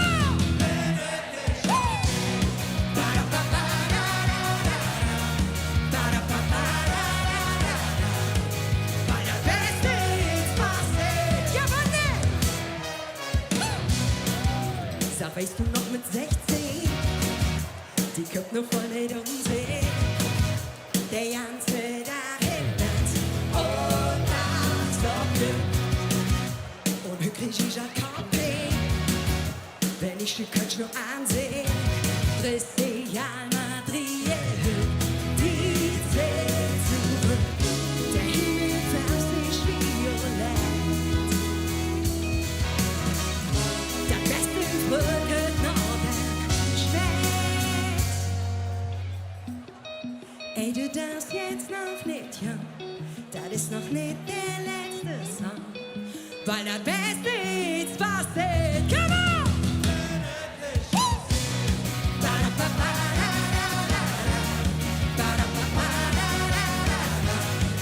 Weil das Beste jetzt passiert. Warte! Wir sind schon lange alt 16, doch im Kopf noch immer Unsinn. Und man wolle einfach nicht etwas sehen. Den Kück noch nicht am Morgen, nee, es gibt nichts zu besorgen. Alles da, wenn ich mit dir zusammen bin. Der Himmel fällt sich violett. Über dem Dorf können wir singen. Der beste Fröken Norden schmeckt. Komm mit dich. Wenn du darfst jetzt noch nicht jagen, das ist noch nicht der letzte Song. Deine Beste ist was ich. Was denn? Werde dich aufsehen.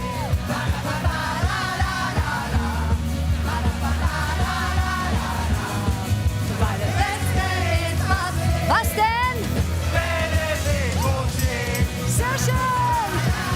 Geile Stimmung hier am Heumarkt. Wir gehen zurück zu Niki auf der Bühne.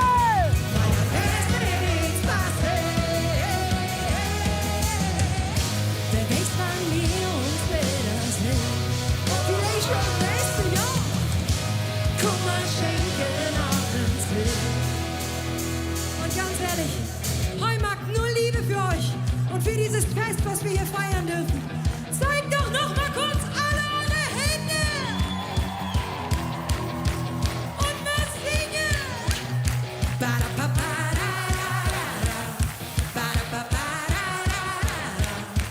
Weil der Beste ist, was lebt. Von dir.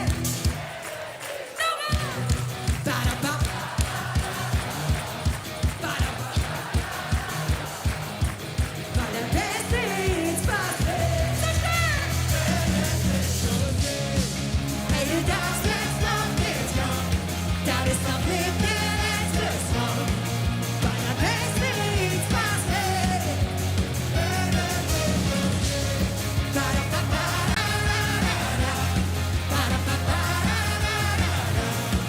Weil der Beste ist, was lebt. Come on!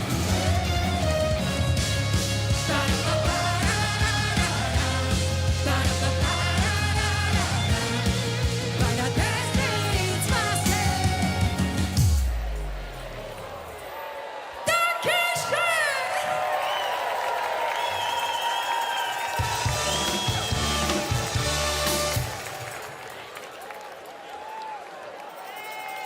Also das Licht geht hier noch lange nicht aus, sondern die Sonne scheint. Auch weil ich einen neuen Gesprächsgast hier oben habe. Er hat mit dem Motto-Schal etwas zu tun. Bei mir ist der Herr der Kostüme, der Deiters-Chef ist bei mir. Herbert Geis. Herbert, schön, dass du den Weg zu uns hier gefunden hast ins Studio. Danke für die Einladung. Ja, du bist ja gar nicht so weit weg, hier um die Ecke. Wir haben den neuen Motto-Schal, vielleicht sagst du einfach was dazu, was die Idee war in diesem Ja, wir Jahr. haben ein ganz tolles Motto dieses Jahr. Mir Dunnet für Kölle ist also so eine kleine Hommage an das Ehrenamt, an alle, die was Gutes tun, die so nicht dafür bezahlt werden, dass wir hier so schön feiern dürfen. Und ja, da ist im Endeffekt relativ viel ums Kölner Wappen, weil das ja die Hauptstadt auch des Karnevals ist, das muss man auch ganz klar sagen. Und das wird nochmal eingehüllt in ja, eine Herzform, was von Händen gehalten wird. Und wie wir eben schon gehört haben, ist viel Liebe im Spiel und das soll sich im Schal natürlich auch verewigen. Aber ein Teil ist das immer noch so, dass der Verkaufserlöse geht an Projekte. Vielleicht kannst du uns sagen, wo das hingeht, das Geld? Der Schal kostet 19,99, davon gehen 5 € in soziale Zwecke. Festkomitee darf dann aussuchen, wo es hingeht. Und ja, wie wir sehen, passieren da viele tolle Sachen mit und wir sind froh, dass wir dieses Thema jetzt schon seit über 11 Jahren begleiten und viel Geld damit gemacht haben für einen guten Zweck. Und ja, ist einer der meistverkauften Schalen in Europa, über 50.000 Stück. Wow. Glaube ich nicht so schlecht. Naja, und das ist ja wichtig. Wobei, fairerweise bei den Temperaturen heute, hättest du vielleicht lieber ein Motto-Sonnenschirm gemacht oder Sonnencreme. Wäre auch eine gute Das haben wir Idee. alles in Planung, Erderwärmung und Co. Also das wird irgendwann an. Freut uns natürlich mit dem Stoff nicht, aber der Schal hätte heute auch ohne Kostüm gehen können. Heute sind ganz viele Leute unterwegs. Ich habe gerade jemanden in Sträflingsklamotten gesehen, der geht, glaube ich, als ehemaliger französischer Präsident. Was sind die Kostümtrends in diesem Jahr? Gibt es welche? Ja, es gibt auf jeden Fall welche, die kristallisieren sich natürlich erstmal so am Ende raus. Wir haben so ein bisschen hier auch ein bisschen Scouting gemacht und geguckt, was die Leute so basteln. Da liegen wir nicht so ganz falsch. Wir haben eine neue Kooperation, die ist so für die vielleicht ein bisschen kleiner Feigling sind oder auch nicht. Wir machen viel, was wirklich sehr, sehr bunt ist. Wir arbeiten mit ganz vielen neuen Farben. Wir haben viele Klassiker dabei. Das Schöne am Karneval ist, das sieht man hier auch, dass immer wieder jedes Jahr ein neues Kostüm gemacht wird. Und ja, derjenige, der letztes Jahr Schotte war, wird vielleicht heute was spendabler sein. Oh, das ist gut. Man müsste genau am Kostüm mal gucken, wie das Verhalten, Verkaufs- und Getrinkverhalten der Leute ist. Da müssen wir mal ein bisschen drauf achten. Ihr seid natürlich das ganze Jahr mit euren Läden deutschlandweit unterwegs. Was ist der nächste Anlass? Also Karneval, kann ich mir vorstellen, ist natürlich für euch Hochsaison. Wie sieht es mit Halloween aus oder was sind die anderen Feiertage, wo Leute sich Kostüme kaufen? Wir kommen jetzt gerade aus dem Halloween-Business raus und wir haben natürlich viele Sachen, wo wir nach Karneval direkt wieder mit Festival anfangen, Adigags, Motto-Partys, Kindergeburtstage, Mallorca-Openings gehören auch dazu und es gibt also im Endeffekt bei uns im Kalender sehr viel zu tun, viel zu designen, viel zu machen und da sind wir ganz stolz drauf.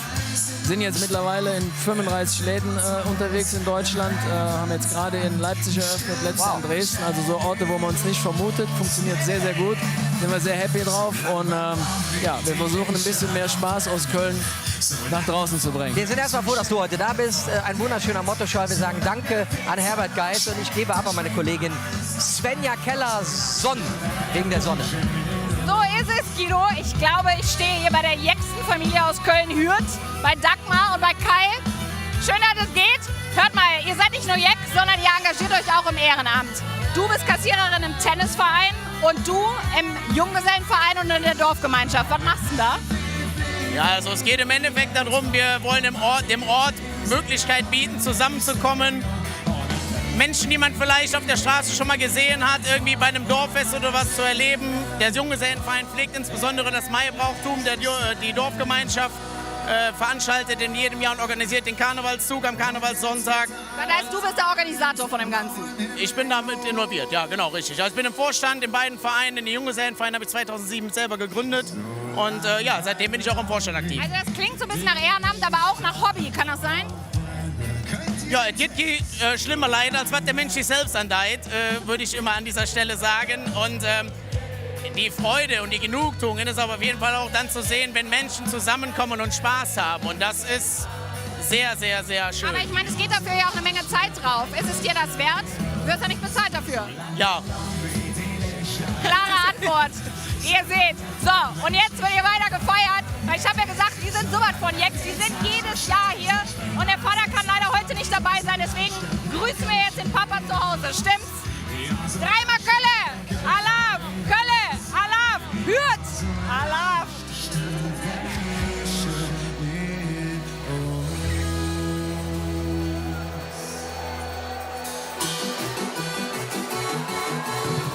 So, die schönste Zeit des Jahres hat wieder angefangen. Und wir kommen heute mit leeren Taschen, aber vollen Herzen. Nix in der Tasche.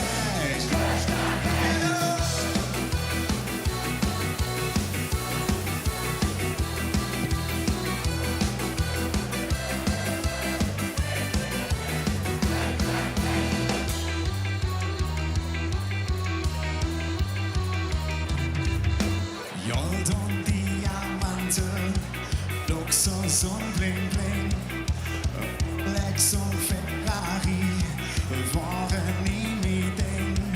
Lebe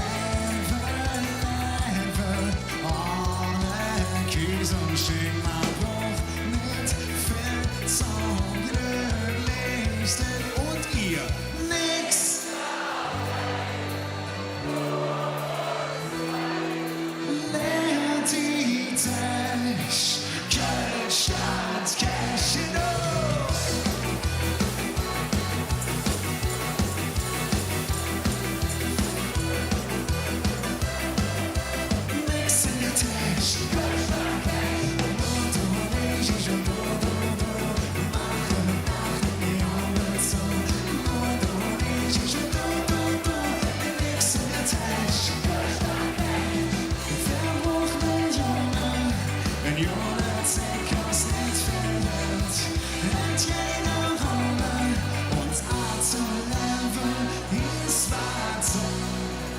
Hakt euch ein und schunkelt links und rechts, hin und her, im Takt, neben dem Takt, vollkommen egal. Hauptsache ihr tut es. Das sieht wunderschön aus. Könnt ihr dabei auch noch singen?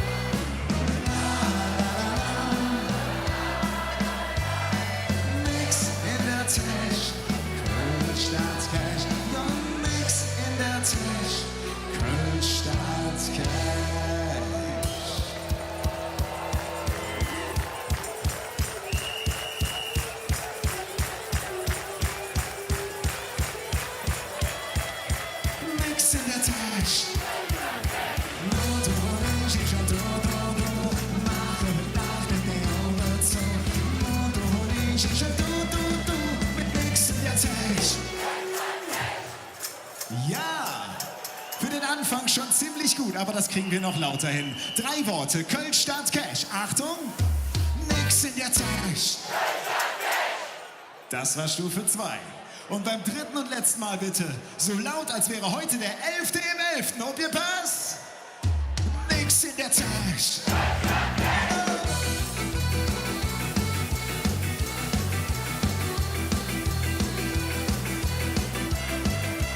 Nix in der Tasche. Nur du und ich und du. Mache Nacht mit dir und so. Nur du und ich und du. Mit nix in der Tasche. Nix in der Tasche. Und nix in der Tasche. Dankeschön.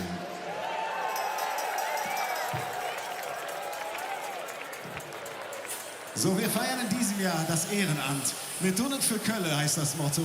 Und es gibt da draußen so viele Superhelden, die sich jeden Tag den Arsch aufreißen und wunderbare Dinge tun, die unsere Gesellschaft zusammenhalten. Die kleinen Wunder des Alltags. Und wir haben genau für diese Person ein kleines Lied geschrieben und es heißt Superheld.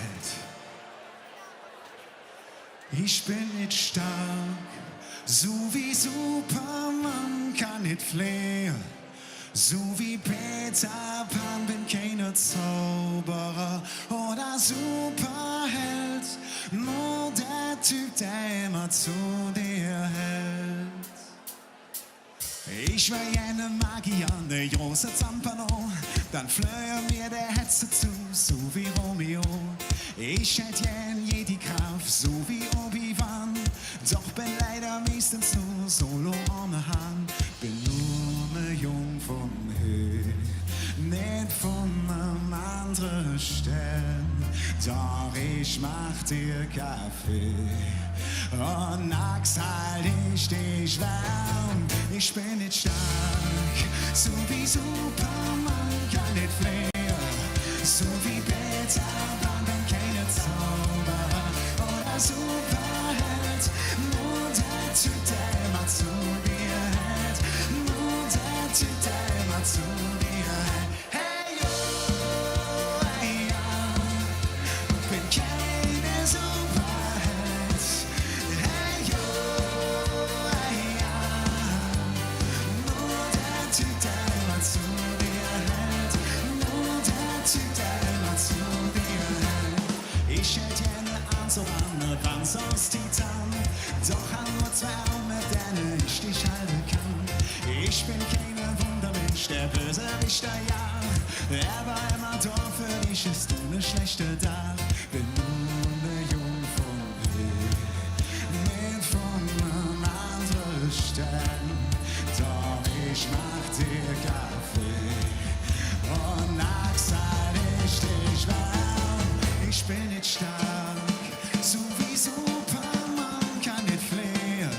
So wie Peter Pan bin keine Zauberer oder Superheld. Nur der Typ, der immer zu dir hält. Nur der Typ, der immer zu dir hält. Ich bin nicht stark, so wie Superman kann nicht fliehen. So wie Peter Pan bin keine Zauberer oder Superheld. Nur der Typ, der immer zu dir hält. Nur der Typ, der immer zu dir hält. Hey yo, hey ja, bin keine Superheld. Hey yo, hey ja, nur der Typ, der immer zu dir hält. Nur der Typ, der immer zu dir hält. Nur der Typ, der immer zu dir hält. So, wo sind die Alltagshelden? Wo sind die Supernormalos? Wo sind die Kaffeemaschinenzauberer? Wir singen das jetzt einmal zusammen. Ich bin nicht stark, so wie Superman kann nicht fliehen. So wie Peter Pan, keine Zauberer oder Superheld. Nur der Typ, der immer zu dir hält. Nur der Typ, der immer zu dir hält. Ich bin nicht stark wie Superman, so wie kann nicht fliehen wie Peter Pan, so wie bin keine Zauberer oder Superheld. Nur der Typ, der immer zu dir hält. Nur der Typ, der immer Ich bin nicht stark, wie stark so wie kann den Flehen so wie bin keine Zauberer oder Tupac, nur der Typ, der immer zu mir hält, nur der Typ, der immer zu mir hält. Ich bin nicht stark, so wie Superman, keine Flehen, so wie Peter Pan, bin keine Zauberer oder Superheld, nur der Typ, der immer zu mir hält, nur der Typ, der immer zu mir hält. Hey, yo, hey, ja, bin keine Superheld. Hey, yo, hey, ja, nur der Typ, der immer zu mir hält, nur der Typ, der immer zu mir hält, nur der Typ, der immer zu mir hält. Vielen Dank! Strahlender Sonnenschein am 11.11. ist immer noch am schönsten und eine kleine Wolke bleibt trotzdem übrig, von der man auf die ganze Stadt runter gucken kann. Wolkeplatz! Und dos, tres, cuatro!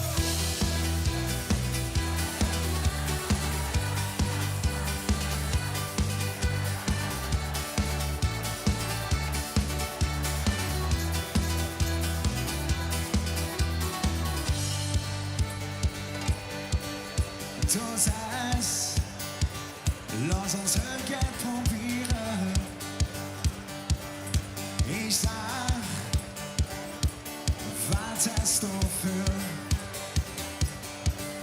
Du sagst, du kennst den Platz in der Wolke. Und ich sag, worum warten wir? Worum warten wir? Seid ihr bereit? Wir zum Wolkeplatz und ohne uns der Puls der Stadt. Und der geht dam, dam, dam, da, da, da, da, da, da, da, dam, dam, da, da, da, da, da, dam, dam, dam, da, da, da, da, die Lück, so klein wie Insekten, die Hüschen sehen aus wie Mord. Der Fluss, ein vibrierende Ader und Felder, sehr leicht in die Hand, sehr leicht in die Hand. Wir brauchen euch mehr.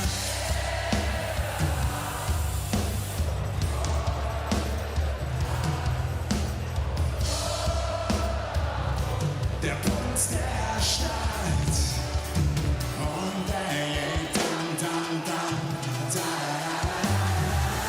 dam, dam, da,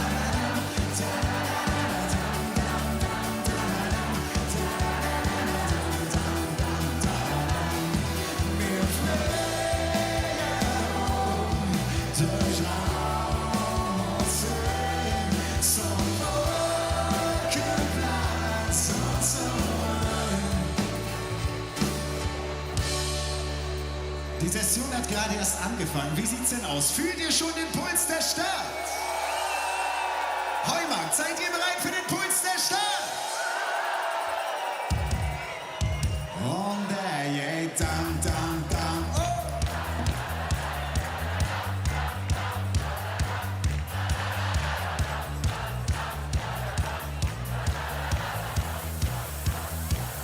Wir singen dam, dam, dam.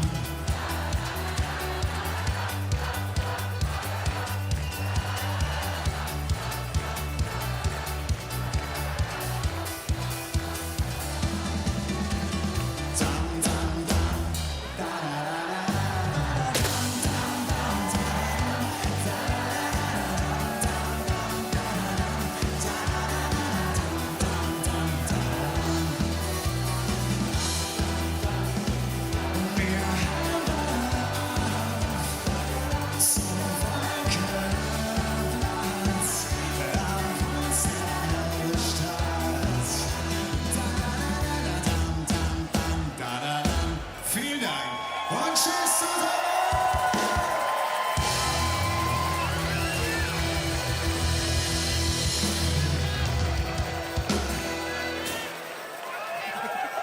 So, wir sind Backstage, wir haben uns jetzt auch schon wieder beruhigt, ne, Niki? Nein, ich glaube nicht. Also, was soll ich sagen? Du hast die Bühne absolut zerrockt. Ne? Ich war unten im Graben, du hast mich gar nicht gesehen. So wirklich im absoluten Rausch warst du. Komm, erzähl, du musst den Leuten mal vermitteln, wie ist das so, auf einem Heumarkt auftreten? Es ist einfach unbeschreiblich. Also dieses bunte Meer an Menschen, die einfach nur Liebe versprühen. Und für uns als Campus Finest ist das einfach immer wieder großartig, diese Zuwendung der Menschen zu bekommen. Davon leben wir Künstler ja. Und es ist einfach nur zauberhaft. Vielen, vielen lieben Dank, lieber Heumarkt. Ihr seid großartig. Das Geile ist ja auch immer, man kriegt ja so einen ersten wirklichen Geschmack darauf, wie kommt der neue Titel an. Was hast du für ein Gefühl? Wie heißt euer neuer Titel? Unsere Nummer heißt Das bist du. Und ja, es ist ja alles ein bisschen wilder dieses Jahr. Also diese ganzen Knallernummern, die alle richtig schön Wumms haben. Bei uns ist es dieses Jahr ein bisschen gediegener, ein bisschen mehr Gefühl. Aber einfach nur, dass wir die Menschen nicht vergessen, die unser Leben jeden Tag ein bisschen schöner, auch ein bisschen verrückter machen. Und darüber erzählt, das bist du. Hört mal rein.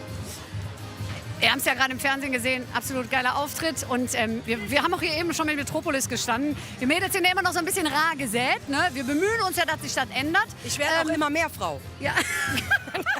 In dem Zusammenhang, wirklich, ich liebe ja dein T-Shirt. Ne? I don't want your opinion, I want pizza. Ja. Können wir da nicht mal so einen allgemeinen Merch draus machen? Irgendwie so? Ja, es gibt ja Campus Finest hat tatsächlich dieses T-Shirt. Also schaut auf unsere Merch vorbei. Da gibt es I want pizza, not your opinion T-Shirts mit Campus Finest Logo tatsächlich. Ich habe es heute echt vermisst. Also. Ja, stimmt. Ich habe heute das atmungsaktive Shirt an, weil wird ein bisschen geschwitzt noch heute. Aber ich sag mal, du kriegst die Frage tausendmal gestellt, du bist ja erblich vorbelastet, auch ein bisschen was Fastelovend angeht. War das für dich immer schon klar, dass du auch selber irgendwann, genau wie dein Papa, auf der Karnevalsbühne auch stehen willst? Gar nicht. Ich habe ja Friseurin gelernt und habe gedacht, ich mache was Vernünftiges im Gegensatz zu meinem Pap. Aber jetzt habe ich einmal diese Luft geschnuppert und möchte sie nicht mehr missen. Ich komme nicht mehr weg davon. Was bedeutet Karneval für dich, ganz kurz? Und hast du einen ganz speziellen Campus Finest Song, wo du sagst, das ist er und da ist immer noch Gänsehaut? Oh, also bedeutend tut Karneval für mich Monate voller Freude, Glück und Liebe von Menschen, die einem das entgegenbringen. Und Campus Finest Lieblingssong, da gibt es tausende. Ich könnte jetzt sagen, vom ersten Album Abschiedslied, ist eine Nummer, die habe ich für meine Mama damals geschrieben, als ich in die große Stadt gezogen bin. Und jedes Mal, wenn ich den noch live spiele und Mama ist im Publikum, habe ich Pipi in den Ohren. Es ist einfach genial. Merkt euch diese Frau, Niki. Absolut genial. Mit ihrem Superband Campus Finest einen genialen Auftritt auf dem Heumarkt gerockt. Und wir haben vorher ganz kurz gesprochen und haben gesagt, eigentlich haben wir es lieber, wenn man uns Fragen stellt. Warst du jetzt zufrieden so ein bisschen so? Es waren tolle Fragen. Also ich war absolut begeistert von deinen Fragen. Das nächste Mal bist du dran, ne? Ja, genau. Wir gehen zurück zur Bühne, denn da zerrocken die Domstürmer die Bühne. Um auf dich stolz zu sein, nur du.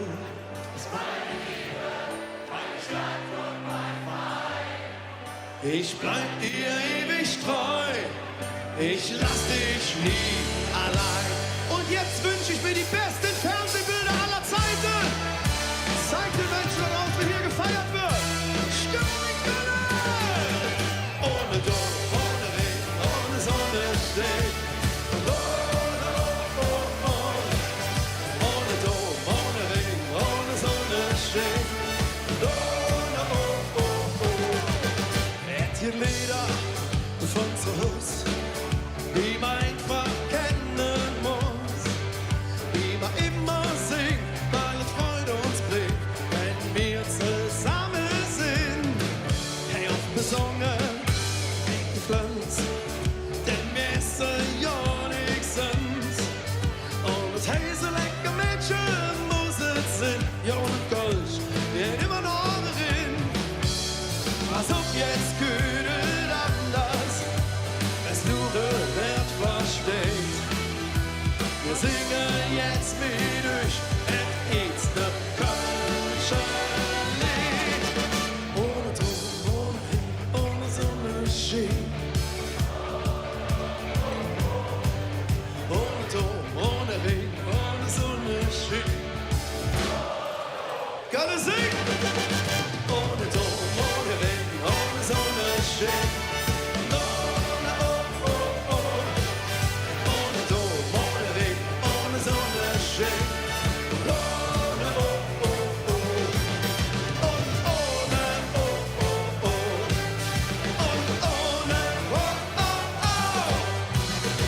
Na komm! Ohne Ton.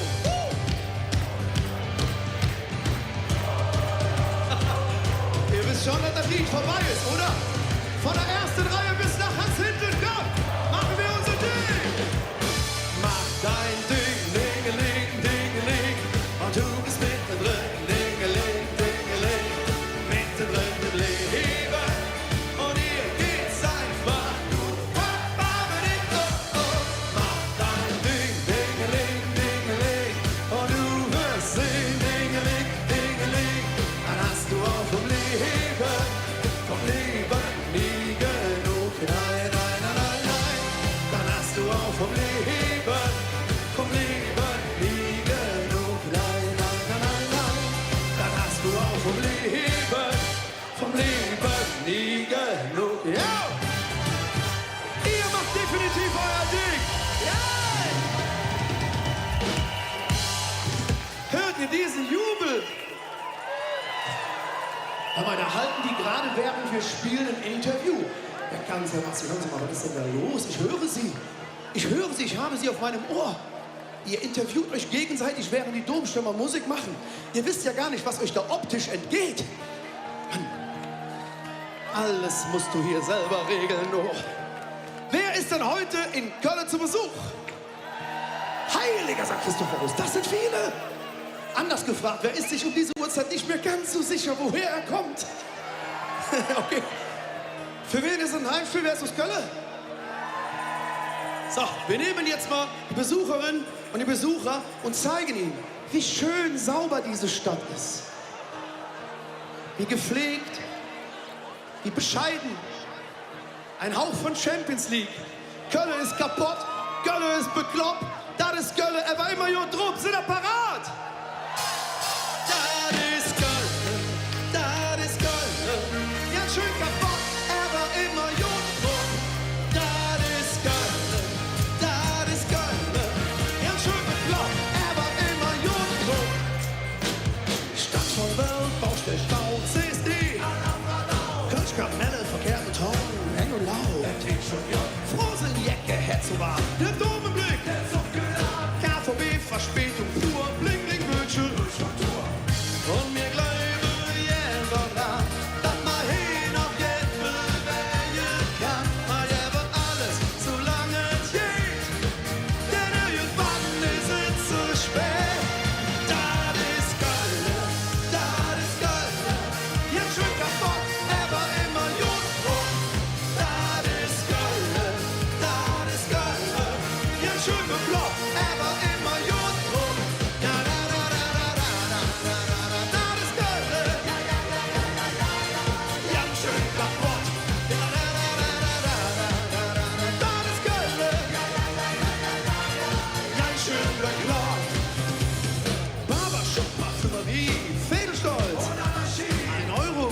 Louis V, Champions League, Wettbüro und Dönertraum mit dem E-Scooter, Stadtverwaltung, Antrag, Flop, 0 nix, er war alles top.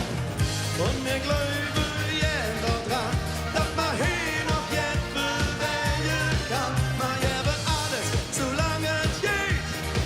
Denn irgendwann ist es zu spät. Das ist Köln, jetzt schön kaputt, aber immer Jodbruch. Das ist Köln, jetzt schön bekloppt, aber immer Jodbruch. Da, da, da, da, da, da, da, da, da. Das ist Köln, ganz schön kaputt. Da, da, da, da, da, da, da, da, da. Das ist Köln, ganz schön bekloppt. Jeden Tag eine neue Stadt, manchmal wie im Hamsterrad, das sich so flink dreht. Der Herzschlag ist der Kölsche Beat. Wo sind die Jacke? Das ist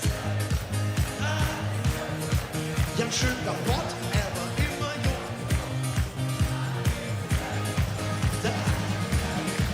Ganz schön bekloppt, er war immer jung.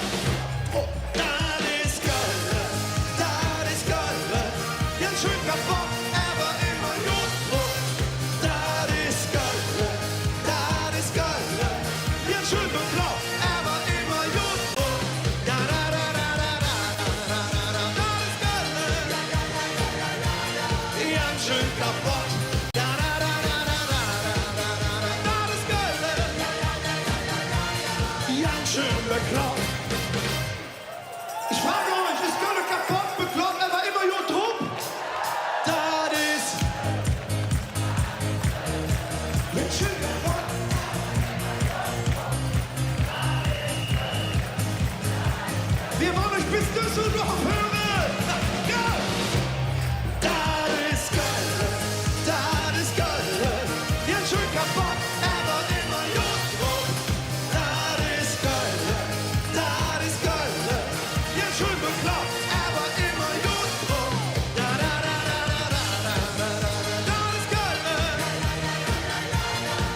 ganz schön kaputt.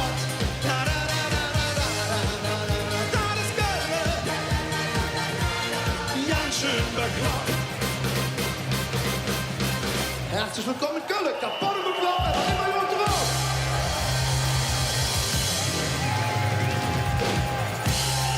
Hört ihr diesen Jubel? Also erstmal muss ich sagen, ich bin ja den ganzen Tag schon auf dem Platz unterwegs und suche Leute, die ehrenamtlich arbeiten. Und ich finde es der Wahnsinn, wie viele Leute etwas machen. Aber diese beiden hier, die machen was richtig Cooles. Und zwar was? Wie betätigst du dich ehrenamtlich? Ich bin seit 4 Jahren Fußballtrainerin und es ist einfach toll. Ich liebe die Arbeit mit Kindern und ich will immer die Trainerin sein, die ich nie hatte. Das finde ich tatsächlich einen schönen Ansporn, kann ich sehr gut nachvollziehen. Was machst du? Ich bin Jugendleiterin in einem Blasorchester zu Hause und es macht auch einfach total Spaß. Aber ich meine, ihr studiert ja auch alle. Ihr studiert zusammen in Detmold. Das ist ja auch zeitintensiv und dann macht ihr das noch nebenbei. Warum? Also der Verein war mir schon immer einfach super wichtig bei uns zu Hause. Ich bin halt vom Dorf und es gehört einfach dazu. Ja. Und wie ist das bei dir?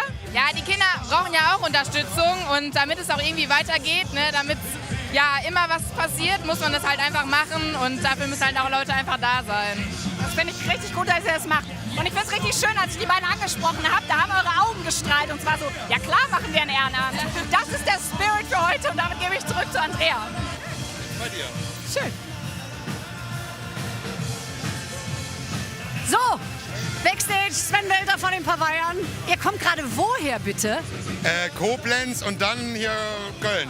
Das heißt, ihr seid ja voll schon im Modus hier, wenn ihr jetzt gleich auf die Bühne geht. Na klar, haben wir schon Konfetti in den Haaren, also die noch da sind, und Glitzer hier und so. Ist toll, schön. Ich habe auch einen mega Gag vorbereitet. Ich weiß nicht, ob du den mal sehen willst. Also, wenn, Ja, wenn ihr wissen wollt, wie der neue Song der Pavaya heißt, Moment, ich habe das hier vorbereitet. Ich liebe es. Sie ist die Erste, die das gemacht hat. Nicht. Wie viele Selfies hast du heute schon machen müssen? Oder machen dürfen, Sven? Entschuldigung, ja. Ich finde, das ist kein Machen müssen, weil wenn keiner kommen würde, dann wäre doof. Weiß ich nicht. Ich weiß es nicht. Also, ich habe auf jeden Fall ungefähr schon, weil diese Idee mit dem Konfetti haben viele Leute. Soll ich nochmal? Und wenn man das ist beim Singen, das hast du dich selber angeschossen, doof, ne? Das ist eine Butze, ne? Auf jeden Fall hatten das schon viele, diese Idee. Ich habe schon viel Konfetti gegessen heute. Wahnsinn. Ja, also du glitzerst auch. Ich meine, ich weiß nicht, was das bedeuten soll, aber freust du dich denn jetzt auf jeden Fall gleich hier Konfetti-Rennen zu starten auf der Bühne? Ja, total. Also, Bei Sonnenschein. Das ist halt einfach der geilste Tag, ne? Ja. Und das ist für uns so der Startschuss, der spannendste Tag und Konfetti-Rennen scheint den Leuten jetzt zu gefallen. Mir gefällt er auf jeden Fall. Und deswegen, ich habe einfach Bock zu spielen. Ich habe Bock auf den Heumarkt, Bock auf die Leute, Bock zu feiern. Darf ich sagen, dass auch mein Favorite ist diese Session neben unseren eigenen Songs? Das ist ja, versteht sich von selbst, aber... Kannst du das nochmal wiederholen? Ich habe das gar nicht verstanden. Kannst du nochmal sagen? Ja, Moment. Wir gehen mal zurück zur Bühne, die Domstürmer. Genau so habe ich mir das vorgestellt. Wunsch ist Wunsch, Dankeschön!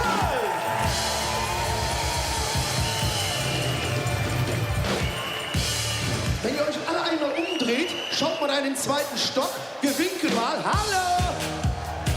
So. Ja, schaffen wir, Jungs. Wir klatschen. Das Lied ist der Hauptgewinn. Quatsch, ihr seid der Hauptgewinn. Komm.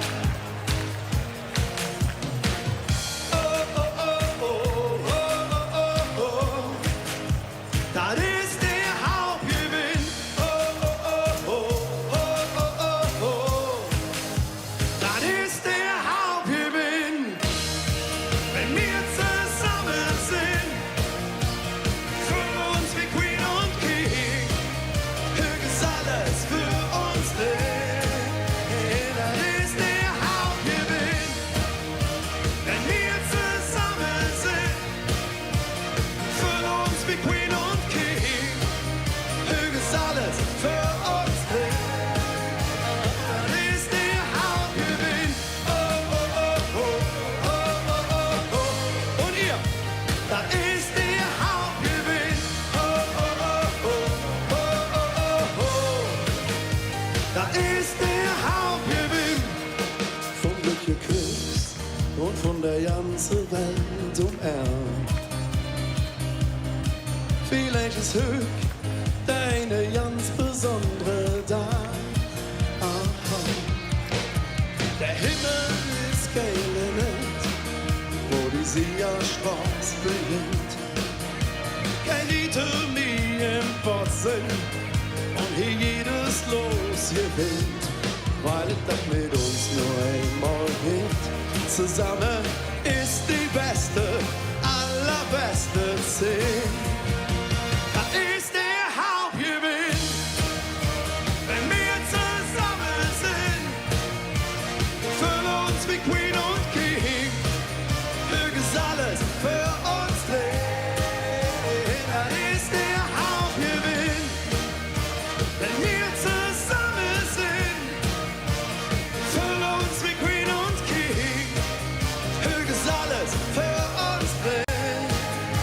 Das ist der Hauptgewinn. Oh, oh, oh, oh, oh, oh, oh, oh. Und ihr, das ist der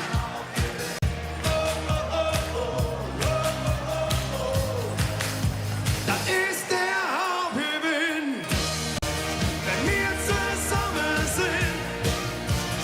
Für uns wie Queen und King, möges alles für uns drehen. Das ist der Hauptgewinn, wenn wir zusammen sind. Für uns wie Queen und King, möges alles für uns drehen. Das ist der Hauptgewinn. Oh, oh, oh, oh, oh, oh, oh, oh, yeah. Das ist der Hauptgewinn. Oh, yeah. Das ist der Hauptgewinn. Wisst ihr was? Ihr seid der Hauptgewinn. Dankeschön.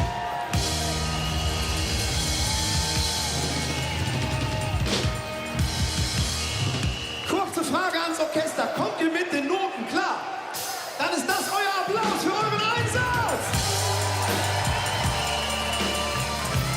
Ich wünsche mir so sehr, dass ihr jetzt richtig einen raushaut. Seid ihr dabei? Du bist meine Liebe, meine Stadt und mein Verein. Es gibt 1.000.000 Gründe, um auf dich stolz zu sein. Nur du bist meine Liebe, meine Stadt und mein Verein. Ich bleib dir ewig treu, ich lass dich nie allein. Come on! Schon immer jung und Krise, du hast überlebt. Du schüttelst dich, stehst auf und es doch so geliebt. Blickst so wild und bunt, bis zur letzten Stunde sind wir für dich da. Oh, oh, oh, oh. Und du bist meine Liebe. Es gibt eine. Oh, nimm dich zusammen. Du bist meine Liebe, meine Stadt und mein Verein. Ich bleib dir ewig treu. Und jetzt singt ihr allein, denn du bist meine Liebe, meine Stadt und mein Verein. Es gibt 1.000.000 Gründe, um auf dich stolz zu sein. Nur du bist meine Liebe, meine Stadt und mein Verein. Ich bleib dir ewig treu, ich lass dich nie allein. Ich bleib dir ewig treu, ich lass dich nie. Oh, oh, oh, allein. Ich bleib dir ewig treu, ich lass dich nie.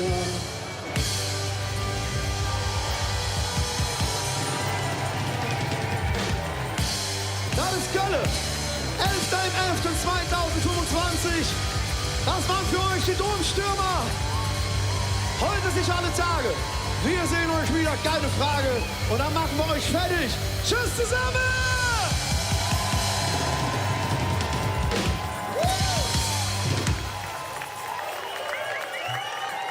Bei uns sind hier oben in unserem kleinen Studio mehr Präsidenten zu Gast als im Weißen Haus. Er ist der Präsident der Prinzengarde und wir freuen uns sehr, dass Dino Massi bei mir zu Gast ist. Dino, wie geht's dir? Hallo lieber Guido, mir geht es sehr gut. Danke. Du bist ja jetzt kein FC-Fan oder vielleicht auch Sympathisant, aber eigentlich Fan von Juventus Turin. Juventus Turin? Ja. Eher als Rom. Ah, okay, das ist schon mal ganz gut. Zu Beginn unserer Übertragung hatten wir das designierte Dreigestirn da. Prinz Niklas war da, der Clemens war da und auch Jungfrau Enne. Und die kommen von der Prinzengarde. Von der Prinzengarde. Bedeutet für dich heute früh aufstehen und ein langer Tag. Auf jeden Fall, früh aufstehen, schon um 7 Uhr. Dann um 8 Uhr ging es schon los, Café Reichelt, dann im Dom, Empfang, Oberbürgermeister, Vertragsunterzeichnung und so weiter. Was bedeutet das denn jetzt für die Session für euch? Bedeutet so ein Dreigestirn mehr Stress, mehr Termine und auch vielleicht mehr finanzieller Aufwand für die Prinzengarde? Mehr Stress auf jeden Fall, weil man hat mehr Termine. Finanzieller Aufwand auf jeden Fall, weil vertraglich vereinbart darf eine Gesellschaft 3 Veranstaltungen übernehmen. Okay. Und, aber viel Freude und Spaß. Ja, das glaube ich sowieso. Wobei du ja mir gerade gesagt hast, ich bin letztes Jahr 60 geworden. Also mit den Jungen mithalten wird auch nicht einfacher. Nein, mit den Jungen mithalten ist es gar nicht einfach. Dieses Jahr ist auch ein sehr, sehr junges, designiertes noch Dreigestirn. Und ich habe schon jetzt ein bisschen meine Grenzen mitbekommen. Beruflich kümmerst du dich ja eher um Wein. Ja. Trinkst du jetzt selber an so einem Tag wie dem 11.11. Kölsch oder bleibst du bei Wein? Ich bleib bei Wein. Ich bleib bei Wein. Nein, es hat ein bisschen was Gesundheitliches damit zu tun, aber ich bleib bei Wein. Ja, also, okay, du hast ja heute noch einiges vor. Du bist, wie man hört, Italiener. Es gibt jetzt nicht so viele Präsidenten in den Traditionskurs mit einem Migrationshintergrund. Meinst du, das könnte ruhig ein bisschen mehr werden? Köln ist eine offene Stadt. Ich fühle mich wohl. Meine Frau ist kölsches Mädchen. Meine Söhne, meine Kinder, unsere Kinder sind alle Deutsche, hier aufgewachsen. Ja, das könnte auch ein bisschen mehr sein, auf jeden Fall. Ja, das ist ja schön. Du hast mir schon ganz viele Orden überreichen dürfen. Heute machen wir es mal andersrum. Ich habe nämlich den offiziellen WDR-Orden für dich, den ich dir jetzt versuche irgendwie umzuhängen. Genau, machen wir es so. Das ist ein sehr schöner Orden, auch ein sehr seltener Orden. Endlich kann ich mal ein bisschen was zurückgeben. Was steht heute bei dir noch an? Du hast noch, glaube ich, ein paar Termine, ne? Ja, ich bin gleich bei der Traditionschorgesellschaft, gleich hier nebenan bei den Roten Funken, später etwas weiter bei den Altstädter und dann mal schauen, was so ein bisschen noch so kommt. Guido, wir sind froh, dass du heute bei uns warst. Wünschen dir noch einen großartigen Tag und ein tolles Dreigestirn. Ich glaube, die werden ihren Weg machen. Wir kommen zur nächsten Gruppe. Es gibt ein Thema, was wir kurz ansprechen wollen. Drohnen, Gefahr von oben. Das kennen wir in Köln auch. Hier sagen wir nicht Drohnen, wir sagen Tauben dazu. Aber nicht alles, was am Himmel ist, macht einem Angst. Sterne zum Beispiel. Stähne sind etwas Romantisches. Und so heißt natürlich auch ihr allergrößter Hit, Stähne. Und dieser Titel gehört hier zum Heumarkt dazu. So wie Jörg Pilawa zu Julia Klöckner. Wir freuen uns. Sie bereichern jedes Jahr hier musikalisch die Sessionseröffnung. Wir freuen uns auf die Klüngelke. Das sind die Sachen, die uns glücklich machen. Doch Löwen war dran.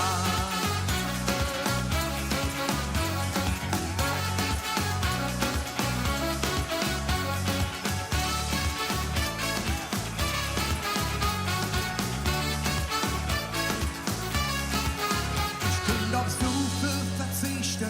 Ich weiß, was ich will. Um glücklich zu sein, ja, da braucht man nicht viel. Wir leben in Stadt, das ist mir zu Hus. Kein Prunk, kein Shishi und sonst all der Stutz. Doch eins, das könnte ich nie. Auch mit ganz viel Fantasie. Ein Leben ohne Anlauf wär mir viel zu brav. Und alle! Niemals ohne Anlauf. Niemals ohne Anlauf. Niemals ohne Arena. Die Puls und die Lieder, da häng ich zu dran. Niemals ohne Anlauf. Niemals ohne Anlauf. Ja, das sind die Sachen, die uns glücklich machen. Doch Löwen war dran.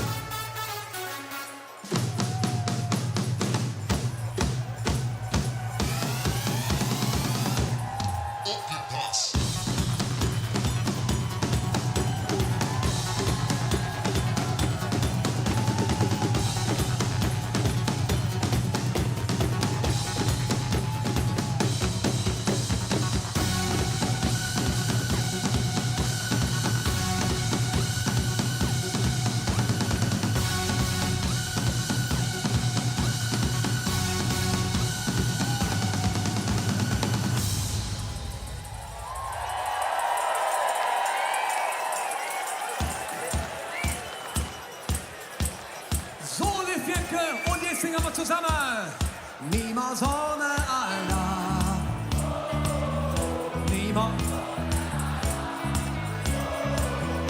Niemals ohne die Füßung.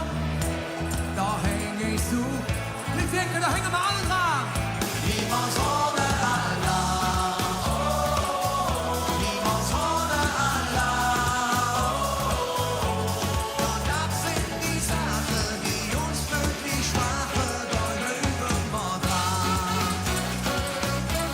Da lügen wir dran.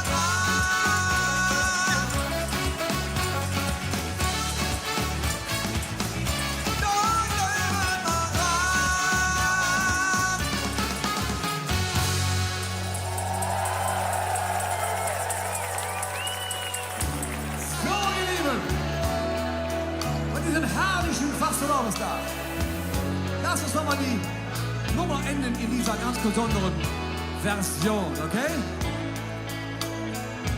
Niemals ohne Allah, niemals. Das Schöne ist ja, dass ihr alle so unfassbar textsicher seid. Und deswegen lass uns das nochmal wiederholen, okay? Niemals. Niemals. Ja, das ist so schön. Lass uns noch eine dranhängen, bitte, ja? So, das haut mir den letzten Mal derart laut. Und die Ohren, aber hey! Niemals. Niemals. Ja, das sind die Sachen, die uns glücklich machen. Don't lügen wir dran.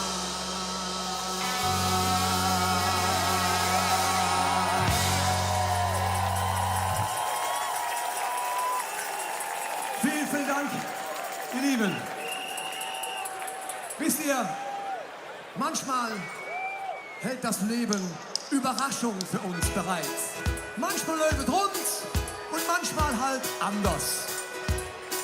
Das ist genauso, wie man sagt, c'est la vie. So ist das Leben. C'est la vie, c'est la vie, c'est la vie. Was könnt das, weißt du nie, weißt du nie, weißt du nie. Aber erst noch bis hierhin. Ah, manche kennen wir schon. Das erleichtert die Sache. Super, nochmal. C'est la vie. Was könnt das, weißt du nie. Warte, keine kommt, oh no. Lass uns noch einen machen, okay? C'est la vie. Was könnt das, weißt du nie. Warte, keine kommt. Was für gestern, was könnt morgen. C'est la vie, c'est la vie, c'est la vie. Was könnt das, weißt du nie, weißt du nie, weißt du nie. Macht doch keine Kopf und auch kein Sorgen. Was für gestern, was könnt morgen.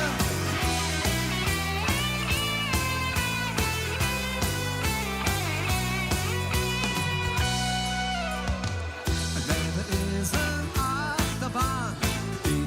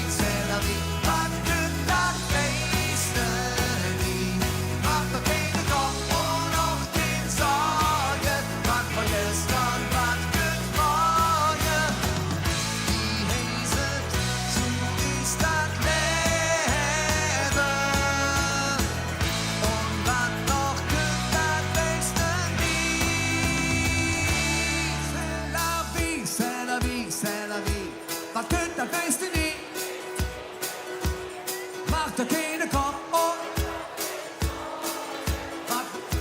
Ihr macht das super, nochmal. C'est la vie. Was könnt ihr, denkst du nie? Macht dir keine Kopf. Hammer, noch einmal, okay. C'est la vie. Das denkst du, macht dir keine Kopf. Oh.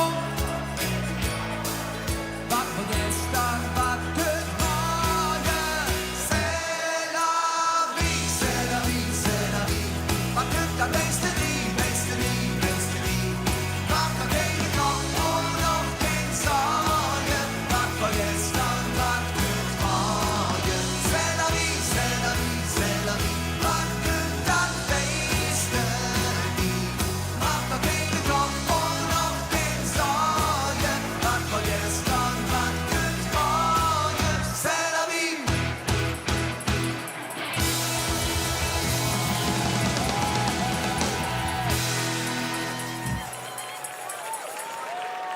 Vielen Dank, ihr Lieben. Liebe Fastelavus-Säcke, wir wünschen euch natürlich jetzt schon mal einen wunderschönen Tag, eine schöne 11.11. Feiert weiterhin schön und friedlich. Und ich würde sagen, das nächste Lied, lass mal das nochmal zusammen singen. Ich gehe mal davon aus, dass ihr das alle kennt.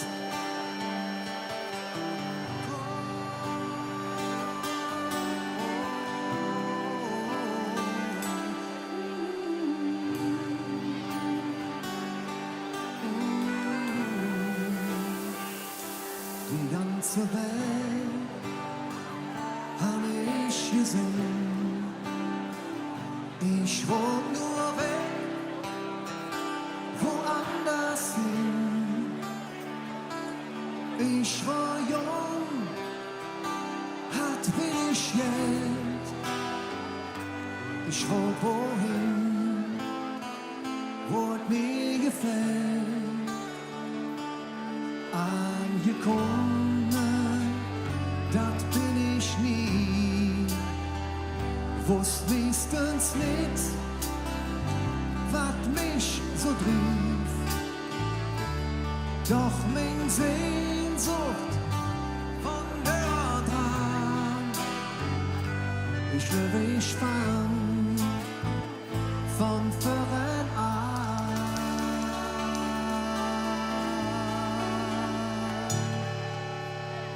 So, Liefjecke, jetzt brauchen wir euch. Seid ihr alle bereit?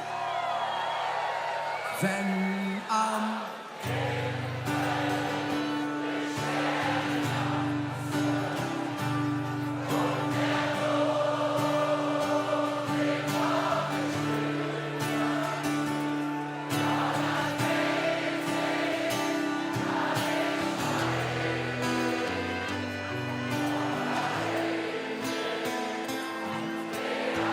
Alles Köln. Ihr seid großartig!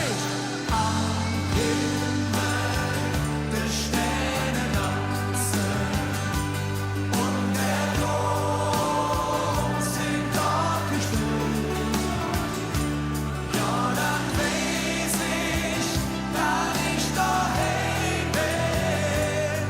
Ja, daheim bin ich am Weg.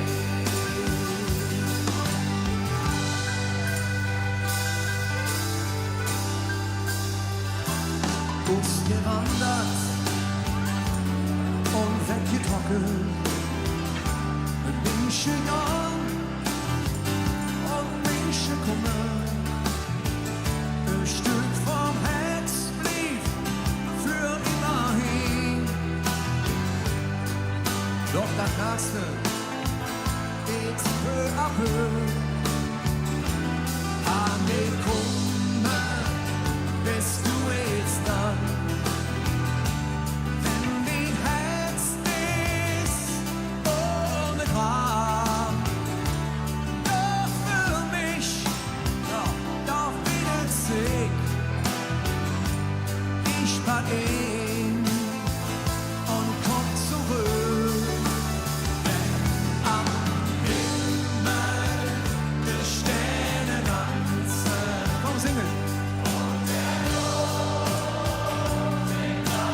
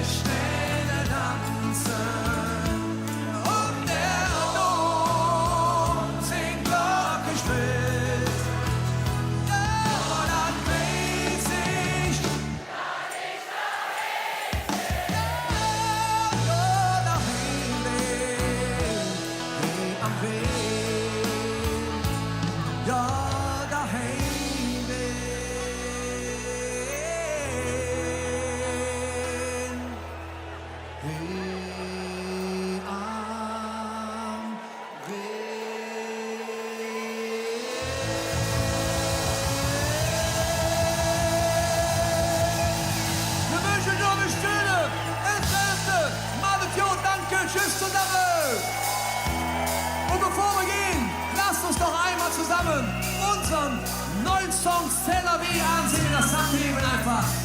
Die Klüngel stehen noch auf der Bühne. Das ist ihr neuer Hit, C'est la vie. Das ist französisch und heißt vermutlich Sellerie oder so. Ich hatte großes Latinum in der Schule. Gut, ja. Jawohl, und noch einmal. C'est la vie. Was könnt ihr wissen, wie? Macht euch keine Kopf. Was von gestern, was könnt morgen? C'est la vie, c'est la vie, c'est la vie. Was könnt ihr wissen, wie? Macht euch keine Kopf und noch keine Sorgen. Was von gestern, was könnt morgen? C'est la vie, c'est la vie, c'est la vie. Was könnt ihr wissen, wie? Macht euch keine Kopf und noch keine Sorgen. Was von gestern, was könnt morgen? C'est la vie. Feiert mal schön, liebe Freunde. Wir wünschen schon eine schöne Nacht. Tschüss zusammen.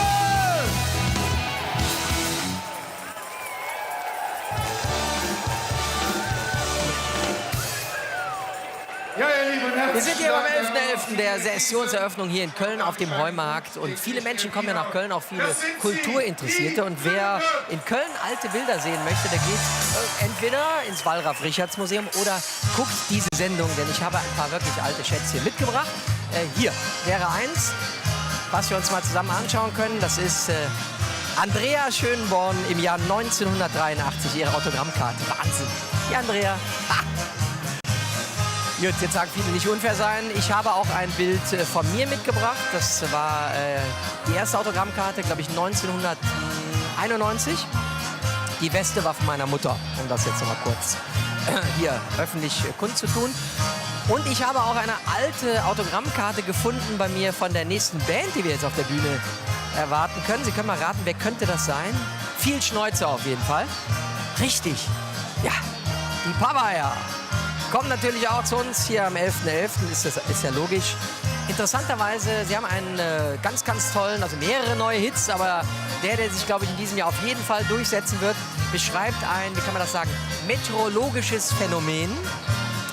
Das ist der einzige Niederschlag in Köln, auf den man sich wirklich freut. Ja, sie haben Konfettiregen. Konfettiregen, ich rufe das gerade mal ab hier von der Regie. So sieht das aus. Das ist Konfettiregen. Konfettiregen. Schreibt sie auf Kölsch. R-E-E-N. Wir freuen uns auf die Pavaya. Auf geht's auf die Bühne. Pavaya.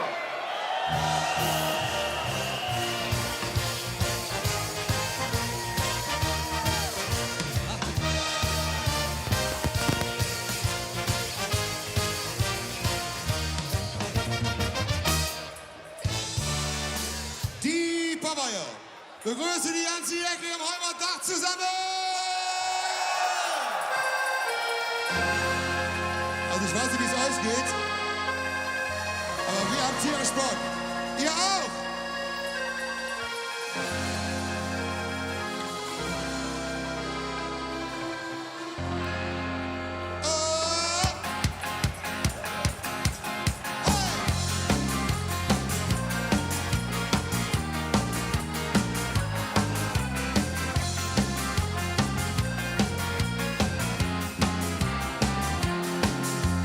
Wenn ich samstags abends einmal raus, ja, wo seid ihr?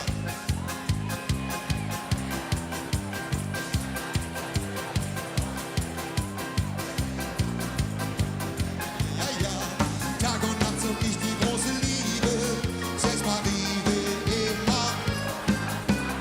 Ich bin anders als die anderen, ich will doch so viel mehr. Lev Marie, ich bin kein Mann für eine Nacht. Lev Marie, das habe ich noch nie gemacht. Lev Marie, es muss die wahre Liebe sein. Für eine Nacht bleib ich lieber allein. Oh.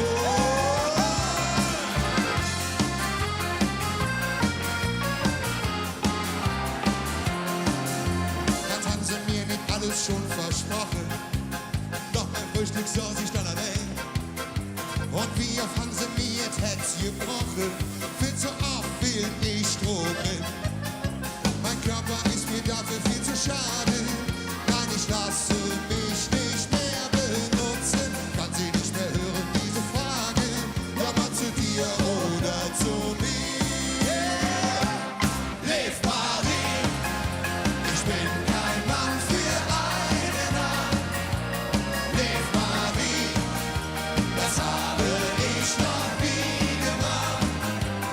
Liv Marie, es muss die wahre Liebe sein. Für eine Nacht bleib ich lieber allein. Liv Jecke, los, wir singen! La la la la la la la la, la la la la la la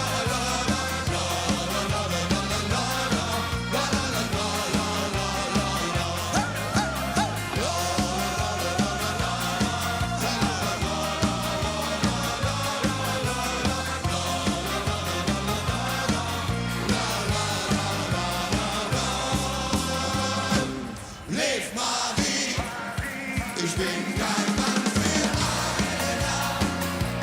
Liv Marie, das habe ich noch nie gemacht. Liv Marie, es muss die wahre Liebe sein. Für eine Nacht bleib ich lieber allein. Für eine Nacht bleib ich lieber allein. Für eine Nacht bleib ich lieber allein. Ja!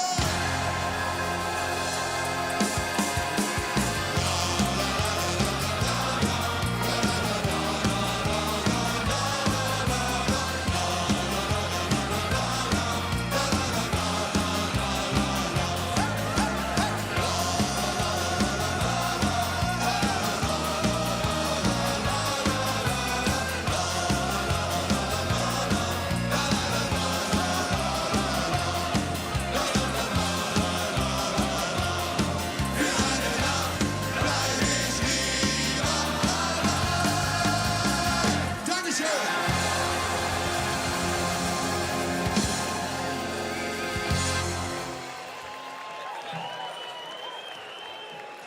Mit den Hühnern, vielen dass ich das noch erleben darf. Hör mal, Wahnsinn, oder? Ihr seid ja heute auch von Auftritt zu Komm, Auftritt wie jedes Jahr unterwegs. ist das doch eigentlich. Nicht verraten. Vielleicht gibt es ja auch Ach so. Zuschauer, so Ersttäter. Weißt du, Ja, was wir ich sehen uns das Guck mal, der erste Jens, der soll aber auch noch dazu kommen. Komm, Jens. Also so geht's ja nicht, ne? Wunderbar, ja, ich weiß immer, der geht Leute, wir haben es ganz zu Anfang gesagt, es gibt ja ein paar musikalische Trends dieses Jahr. Und Ja. ein Trend ist ja wirklich dieses Thema, dass Frauen besungen werden. Ja. Und die Suche nach ihnen. Komisch, Was ne? hat es mit eurem neuen Song auf sich und wie heißt er? Erklär mal. Ja, also der Text steht hier drauf. Oh, wow.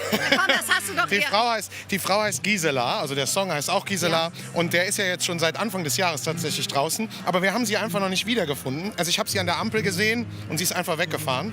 Wer es sehen möchte, in unserem Musikvideo sieht man sie ganz kurz, Ja. aber auch nur von hinten. Ich hoffe irgendwie, sie taucht auf. Wird es irgendwann aufgelöst, das Rätsel? Ich hoffe. Wir sind ja noch die ganze Session unterwegs Ja. und wir suchen jeden Abend nach Gisela. Und wie viele findet ihr so pro Abend? Jede Menge von, wie sagt der Patrick, Schildkröten bis Haustieren jeglicher Form und Personen ist alles an Gisela vorhanden. Das Tolle ist ja, also die Bands erleben ja auch so ein richtiges Tourleben. Das ist ja wirklich rein in den Saal, raus aus dem Saal bis zu 8, 9 Mal am Tag. Was darf in eurem Tourbus nicht fehlen? Bei mir auf jeden Fall gute Laune, also die muss man natürlich behalten. Und Tee für mich, also ich nehme immer Tee mit, damit meine Stimme hält. Ja, und bei Micky weiß ich nicht. Micky, erzähl. Kölsch, nur Kölsch. Alles andere ist egal. Nein. Also die Stimme ist auf jeden Fall eher so auf Whisky oder sowas. Also manchmal, ne? Das ist von Geburt an, ich kann da nichts dran machen. Was ganz wichtig sind, Anschlüsse für Handys zu laden. Oh ja. Weil wir sind alle Handy-Junkies. Das stimmt. Noise Cancelling Kopfhörer sind ganz, ganz wichtig. Ja, da hättest du bei uns Funkys, hättest du da echt, nee, hättest keine guten Karten. Also Noise Cancelling ist bei uns nicht. Vielleicht müssen wir mal sowas machen wie tauschen, dass einer mal in dem anderen Bus mitfährt, um mal Also ein Mäuschen zu spielen. Tauschkonzert mit Bussen, oder?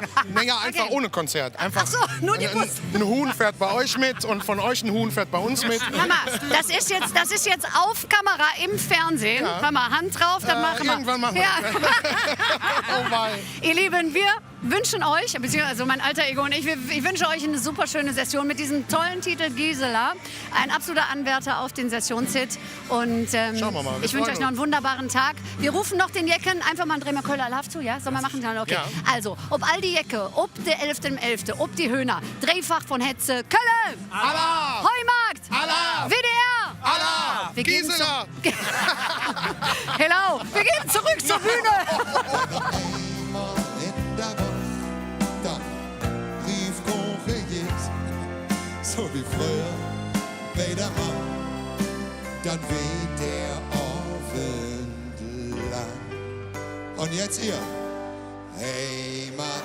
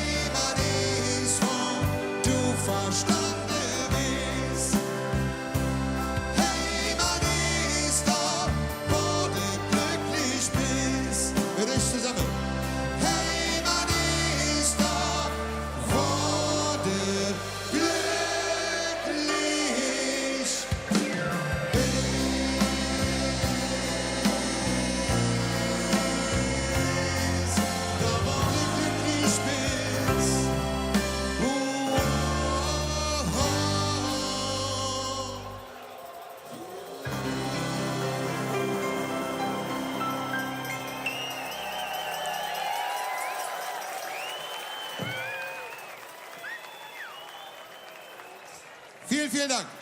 So, liebe Leute, ich komme mal zu euch, ist ein bisschen näher, so. Hallo. Neue Session heißt ja auch immer neues Lied. Und seit letztem Aschermittwochabend freue ich mich auf diesen Tag heute. Endlich wieder Fastelovend! Hickelt Konfetti rennen!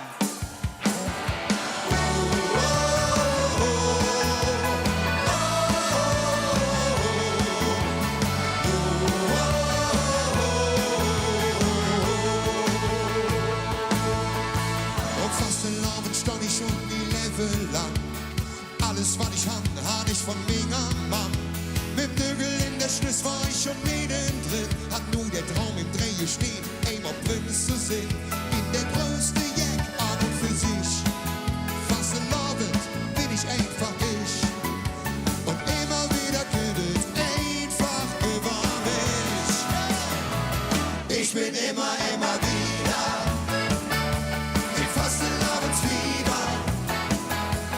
Schwerelos und frei zu sehen, mittendrin, im Konfetti-Rennen, singe ich die kölsche Lieder. Immer wieder, über den Dom und wie wir Kölsche sind, so mittendrin, im Konfetti-Rennen. Wie Clark Kent verwandle ich mich in Superman, weil ich als Superman vielleicht die Welt noch retten kann. Im Fastelovend kann ich so ja Jungfrau sind, Bademeister Steffi Graf oder Alien. Ich bin Karneval, der Jack im Sonnenschein. Und wenn es rennt, dann ja nicht trotzdem hin. Woanders lebe ich, greif da jeg ich hin. Ich bin immer wieder im Fastelovendsfieber. Schwerelos und frei zu sehen.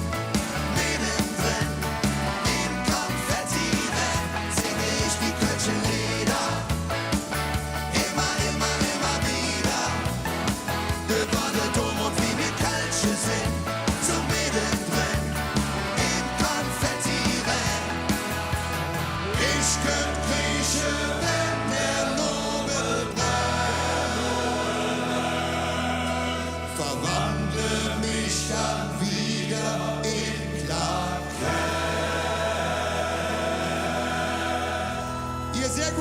Menschen, wir würden euch gerne einmal alle sehen. Könnt ihr uns mal eure Hände im Himmel von Köln schenken?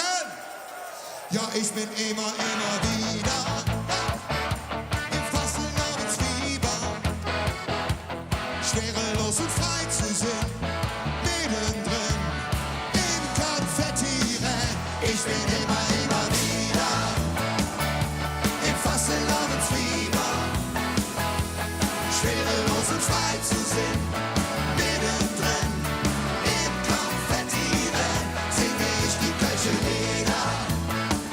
Immer wieder über der Dom und wie wir Kölsche sind, so mittendrin im Konfettirennen. Lass mal singen!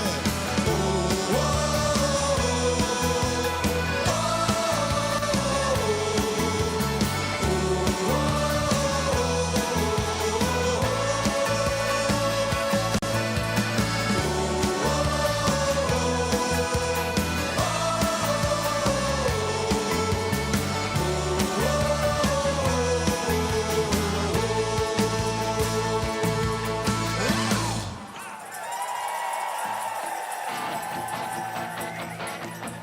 Überraschenderweise fand ich das so schön, dass ihr euch gerne mal singen hören wollt.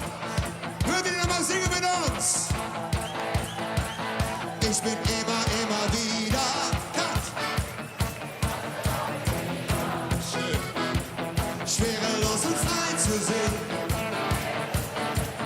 Im Konfettirennen singe ich die Kölsche Lieder. Wie oft denn? Genau. Über der Dom und wie wir Kölsche sind, so mittendrin im Konfettirennen. Ich bin immer wieder im Fasselnamensfieber, schwerelos und frei zu sehen, mittendrin im Konfettirennen singe ich die Kölsche Lieder. Immer wieder über der Dom und wie wir Kölsche sind, so mittendrin im Konfettirennen. Mit euch zusammen. Oh, oh, oh.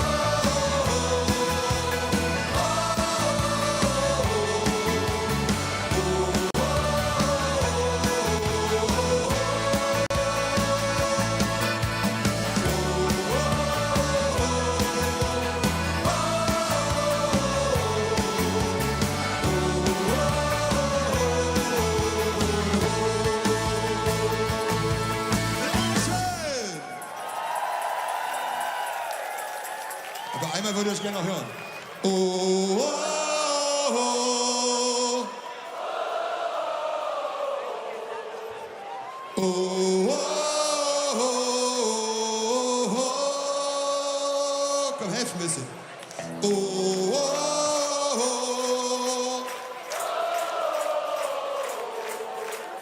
Oh, oh, oh. Dankeschön. Vielen Dank. Und Hickelt, wie mehr Alkohol!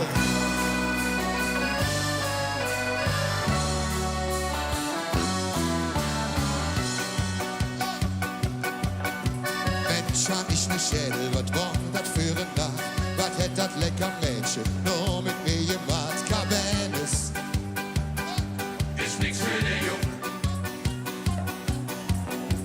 Ich söge mi Klamotte, verdammt, wo sind mi Flocke? Alinchen ohne Kisse, jetzt brauch ich mir wissen, wo bin ich? Ja, wo ist denn der Junge? Ich sage nie mehr Alkohol. Hey, was hast du bloß mit mir gemacht? Ich hätte Dübel angelacht. Ich hab den Glas von dir jetzt voll.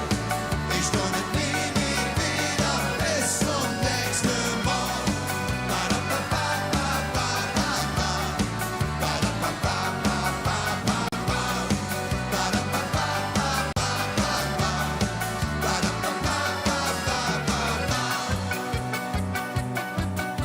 Jetzt stand ich nun in Handtuch morgens auf der Straße. Da geht doch schon der Schutz an. Ja, was ist hier denn los? Ich friere. Zu kalt für den Jungen. Er ist auch noch so freundlich und mag mich bis zur Tür. Schatz, es ist nicht, wie es aussieht. Ich kann dir das erklären.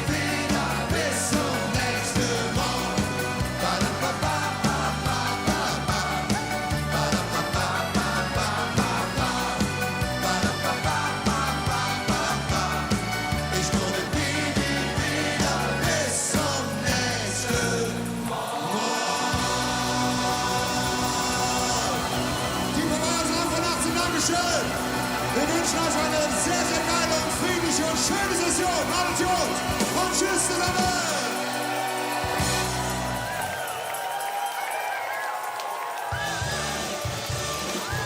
Die Paveier sind jetzt leider auch schon wieder fertig mit ihrem Auftritt hier auf der Bühne. Eine Kollegin hat sich gerade angesagt, ich bin zufällig hier in Köln und könnte ich nicht mal vorbeikommen. Die großartige Gisela Lisa Feller ist heute bei mir. Heute bin ich Gisela. Heute bin ich Gisela. Wie geht es dir? Mir geht's gut. Ich meine, Entschuldigung, wenn einem da nicht das Herz aufgeht, dann hat man keins. Eine Kollegin von uns hat gerade schon, wir haben ihr geschrieben, Mirja Bös, grüßen wir natürlich von ihr herzlich. Ich habe mir gerade noch ein Foto geschickt, sie freut sich, dass wir alle da sind. Du bist noch nicht richtig angezogen, siehst toll aus. Gerade hat jemand schon dir einen Spruch gedrückt. Ich habe ja so ein Leo-Ding, hier so Pup, und wurde gerade gefragt, ob ich noch einen Tierpfleger brauche. Das fand ich ganz schön. Also hier in Köln hat man einen offiziellen Sessionsschal, den kriegst du mal mit, und das ist der offizielle Karnevalsorden des WDR. Bist du denn eigentlich bei Westfalen Haut auf die Pauke in Münster dabei nächstes Jahr? Gerne dabei. Dieses Jahr ist es noch gar nicht vorgesehen. Was ist denn da los? Ich kenne hier ein paar, ich frag mal. Ja, aber das ist auch lustig in Münster. Du bist ja in Düsseldorf geboren, bist beruflich auf den Köln, lebst aber in Münster. Karneval, hast du da Bock drauf? Feierst du gerne? Ich finde, dass das immer so geil ist, dass das so eine Zeit im Jahr ist, wo man wirklich mal so komplett jemand anders sein kann. Ich meine, wir sind ja auf der Bühne immer irgendwo so irre anders, aber da ist man einfach so unter Leuten, die alle einfach nur Spaß haben wollen. Das finde ich super. Seit unglaublichen 16 Jahren moderierst du ja auch schon Ladies Night. Das dreimal im Jahr, ne? Also ich moderiere, es jetzt nicht. Also die Sendung gibt es seit 18 Jahren und ich moderiere es seit 2019. Aber du bist ja schon lange mit dabei, auf jeden Fall. Mit Ja. Daphne Deluxe auch und so. Genau. Da sind nur Frauen im Programm. Im Karneval habe ich den Eindruck, da ist noch ein bisschen Luft nach oben. Schon, oder? Ich verstehe das auch gar nicht, weil man doch eigentlich auch über Frauen lachen kann, oder? Ja, na, sowieso. Also wir lachen zu Hause ganz viel. Frauen, also nicht über. Also du weißt schon, wie ich es meine. Über Frauen auf der Bühne, aber mit Frauen, das ist ja auch. Genau. Es gibt in diesem Jahr was Neues in Köln, was ich toll finde. Es gibt ein Awareness-Team und es gibt auch eine sogenannte Gardi-App. Das heißt, wenn man sich nicht so gut fühlt, kann man da draufdrücken und der Standort wird direkt weitergegeben und es kommen Leute, die sagen, kann ich irgendwie helfen, was ist in Ordnung? Findest du das gut? Das ist doch eine super Idee. Also finde ich total. Weil man hat doch manchmal so dieses Gefühl, ach, ich rufe jetzt die Freundin an, wenn ich aus dem Bus aussteige. Und wenn man dann weiß, das finde ich eine gute Idee. Wusste ich noch nicht. Du bist ja Stammgast im WDR-Fernsehen. Ich habe gerade nachgeguckt, kurz vor Weihnachten auch. Am 18.12. läuft eine Sendung mit Jürgen von der Lippe. Das ist auch mit dabei. Und die liebe Mirja ist auch dabei. Ja, gute Geschenke, Scheißgeschenke. Das ist der wirkliche Titel.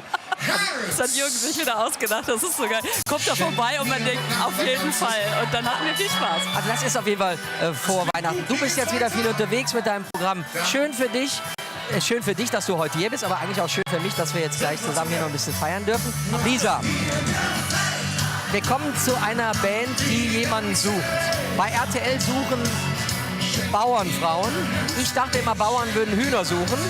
Aber heute ist es noch anders. Heute suchen Hühner Frauen. Wir fragen uns, wo ist Gisela? Hier ist Lisa Feller. Und jetzt kommen die Hühner. Viel Spaß! Frankreich ist eine Brücke, die führt ins Glück hinein. Das Schloss ist nicht so groß, symbolisch eben nur ein eiserner Liebestreue Schwur, der unsere beiden Namen trägt. Und diese Phase hier, schenk mir heute Nacht dein ganzes Herz und bleib bei mir. Dann schenk ich dir mein ganzes Herz und zeige dir, na was denn, was dir gefällt, die ganze Welt. Und wenn du willst, auch noch ein bisschen mehr, was dir gefällt, die ganze Welt. Schenk mir dein Herz, ich schenk dir meins, nur die Liebe zählt. Ich trage dich auf Händen, ich bleib dir ewig treu. Im Zweifel hab ich immer nen Zweitschlüssel dabei. So, jetzt seid ihr dran. Achtung, schenk mir. Wir brauchen alle Hände dazu.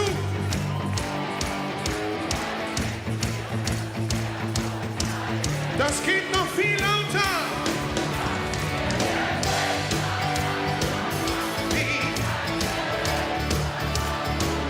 Und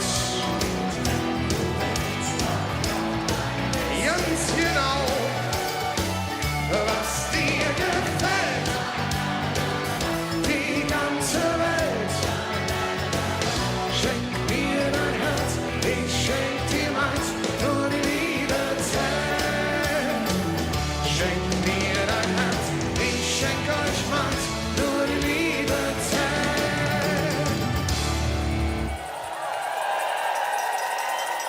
Das war doch schon mal sehr, sehr gut. Ein schönes Warm-up, ihr Lieben. Ihr habt es vielleicht mitbekommen und vielleicht ist es euch ja auch schon mal so ergangen im Fastelavend. Ihr habt euch auf den ersten Blick verliebt. Unsterblich. Ist mir im Sommer hier in Köln passiert, an der Ampel.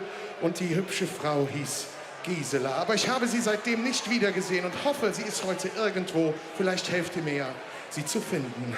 Oder? Kennt hier jemand eine Gisela? Gisela, Gisela, Gisela. Es war im Sommer 30 Grad, fahr durch die Stadt mit meinem Rad. Da steht sie plötzlich neben mir.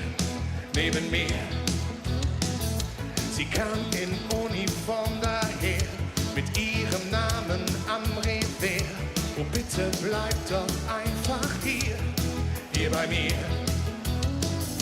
An dieser Ampel träume ich von ihr und mir im Kerzenlicht.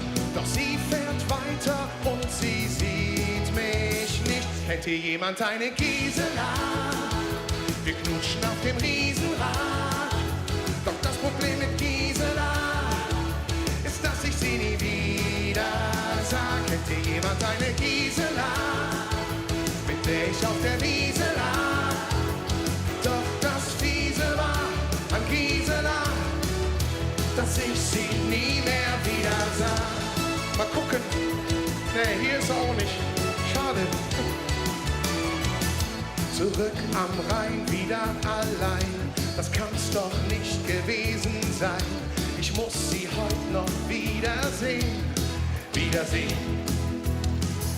Jetzt fahr ich quer durch unsere Stadt und suche sie auf ihrem Rad. Bleib bitte noch mal bei mir stehen. In meinem Traum, da sing ich ihr, die Prinzessin am Klavier.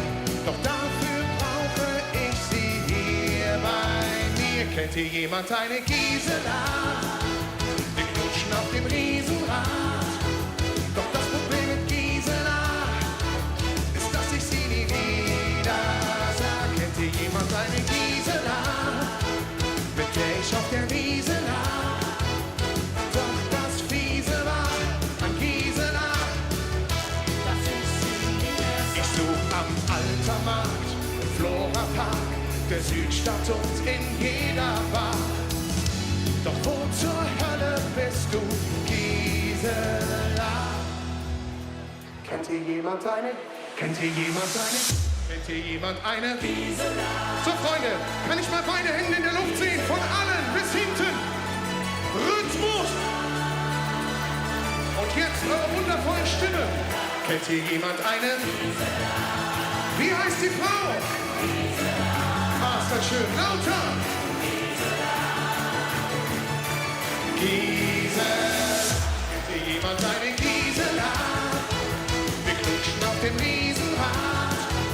Doch das Problem mit Gisela ist, dass ich sie nie wieder sah. Kennt hier jemand eine Gisela, mit der ich auf der Wiese lag? Doch das Fiese war an Gisela, dass ich sie nie mehr wieder sah. Wirklich sehr, sehr schade. Mal sehen, vielleicht taucht sie ja noch auf. Danke für die lieben Grüße da hinten. Wie schön, da gibt es wohl eine Gisela. Die sah ein bisschen anders aus, sorry. So, ihr Lieben, nun möchten wir euch gerne einen Song aus unserer Lieblingsstadt singen. Ach, da sind wir ja gerade. Ach, ist das ein Zufall, wie schön. Dafür brauchen wir nur eure rechte Hand auf eurem Herzen. für unser kleines, aber immer noch sehr feines Heimatlied. Bitteschön.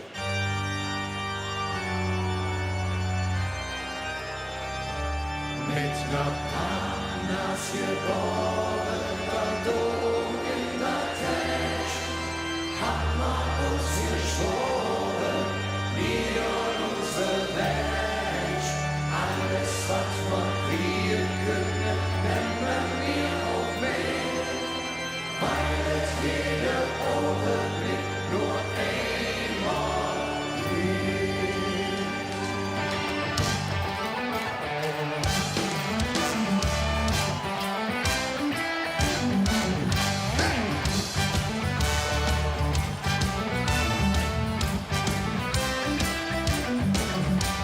Wir uns zum FC Köln und wir uns zum KIC. Wir trinken gerne Kölsch und wir fahren KVB. Enkel Menschen Melowitsch, bei uns ist immer jetzt los. Wir feiern gerne Jahr noch mehr noch gut. Warte doch krass. Da sind wir dabei, da ist prima. Viva Colonia. Wir lieben das Leben, die Liebe und die Lust. Wir glauben an die Liebe, Gott und haben noch immer Lust. Da sind wir dabei, da ist prima. Viva Colonia. Wir lieben das Leben, die Liebe und die Lust. Leute, das ist ja verrückt. Gisela Schlegelmilch ist hier, Gisela Kellersohn, Gisela Schönborn und Gisela Kanz. Ein Wahnsinn. Wie war euer Tag heute? Erzähl mal ein bisschen, Andrea. Das war der absolute Wahnsinn. Das Wetter hat mitgespielt. Alle Interviewgäste, alle Kollegen waren so gut drauf, für jeden Scherz zu haben. Und es war einfach richtig geile Stimmung am Platz. Was kann man sich mehr wünschen? Svenja, du hast dich ja für Menschen stark gemacht, die sich ehrenamtlich hier betätigen. Was war dann dein Gefühl? Also das, was mich am meisten überrascht hat, ist, wie viele Leute überhaupt sich ehrenamtlich betätigen. Also wenn ich rumgefragt habe, ich bin ja über den Platz gelaufen und habe gesagt, sag mal, machst du was Ehrenamtliches? Und ich schwöre, ich würde sagen 70%, ja klar, das und das und das. Sport, mit Älteren, also ich fand's mega. Schöne Überleitung, mit Älteren. Ralf. Ja, danke. Nächstes Jahr wird es was ganz Besonderes geben. Ihr werdet 150 Jahre Willi Ostermann feiern. Die Älteren werden sich erinnern, das ist der Großvater von Christine Westermann. Was ist was Besonderes geplant? Ja, es ist total was Besonderes geplant. Aber erstmal nochmal danke für heute. Was für eine Visitenkarte dieser Stadt. Das muss man einfach nochmal reinschieben. 150 Jahre Ostermann. Wir werden eine neue Biografie rausgeben. Es wird in der Philharmonie etwas geben. Neue Musikstücke haben wir tatsächlich gefunden. Du wirst es nicht glauben. Also da kommt noch eine ganze Menge von uns. Eins ist klar, wir werden jetzt gleich natürlich noch ein kleines Abschlussgetränk nehmen. Du darfst ja wieder. Und wir vier, wir dunnet für Kölle. Für Kölle, das ist klar. Wenn Sie weiter jeckern, Lisa, komm noch mal dazu. Lisa Feller ist noch da. Danke an die Kollegen hier auch, an Tobi und Jürgen hier an der Kamera. Wenn Sie weiter Jeck sein wollen, heute Abend im WDR-Fernsehen ab 20:15 Uhr geht's weiter. Und bei WDR 4 können Sie abstimmen. Die 111 Jecksten. Die Jeck 111, so heißt es. Also, wir werden den jecksten Titel der Welt wählen. Lisa, wir feiern heute weiter. Das ist... Halt doch mal, da sprich da mal rein. Muss doch jetzt reinsprechen. Was? Ich verstehe nichts, habt keine Kopfhörer auf. Super Stimmung. Also, wir freuen uns. Ich hoffe, dass wir uns im nächsten Jahr alle wiedersehen. Dass wir in diesem Dream Team nächstes Jahr wieder am Start sind. Ich hätte, glaube ich, Zeit. Ich weiß es. Wir werden es sein. Habt ihr? Okay. Absolut. Also, wir sagen danke und danke auch an die Höhner, die jetzt gerade noch auf der Bühne stehen. Prinzessin. Malet Jod, wir rufen aus. Treiber von Etze Kölle. Wir tun es für Kölle. Und WDR. Tschüss zusammen. Prinzessin.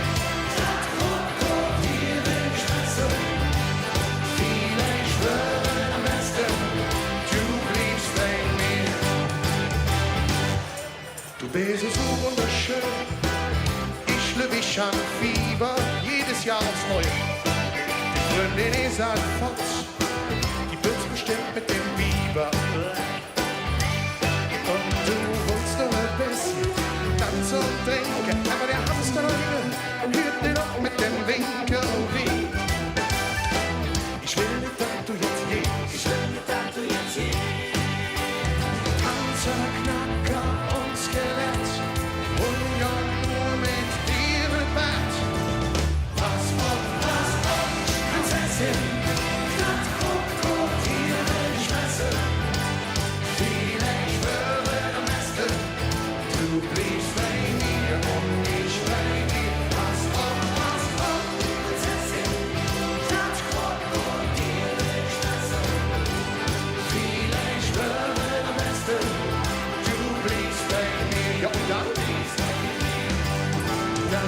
tanzen mir die ganze Nacht.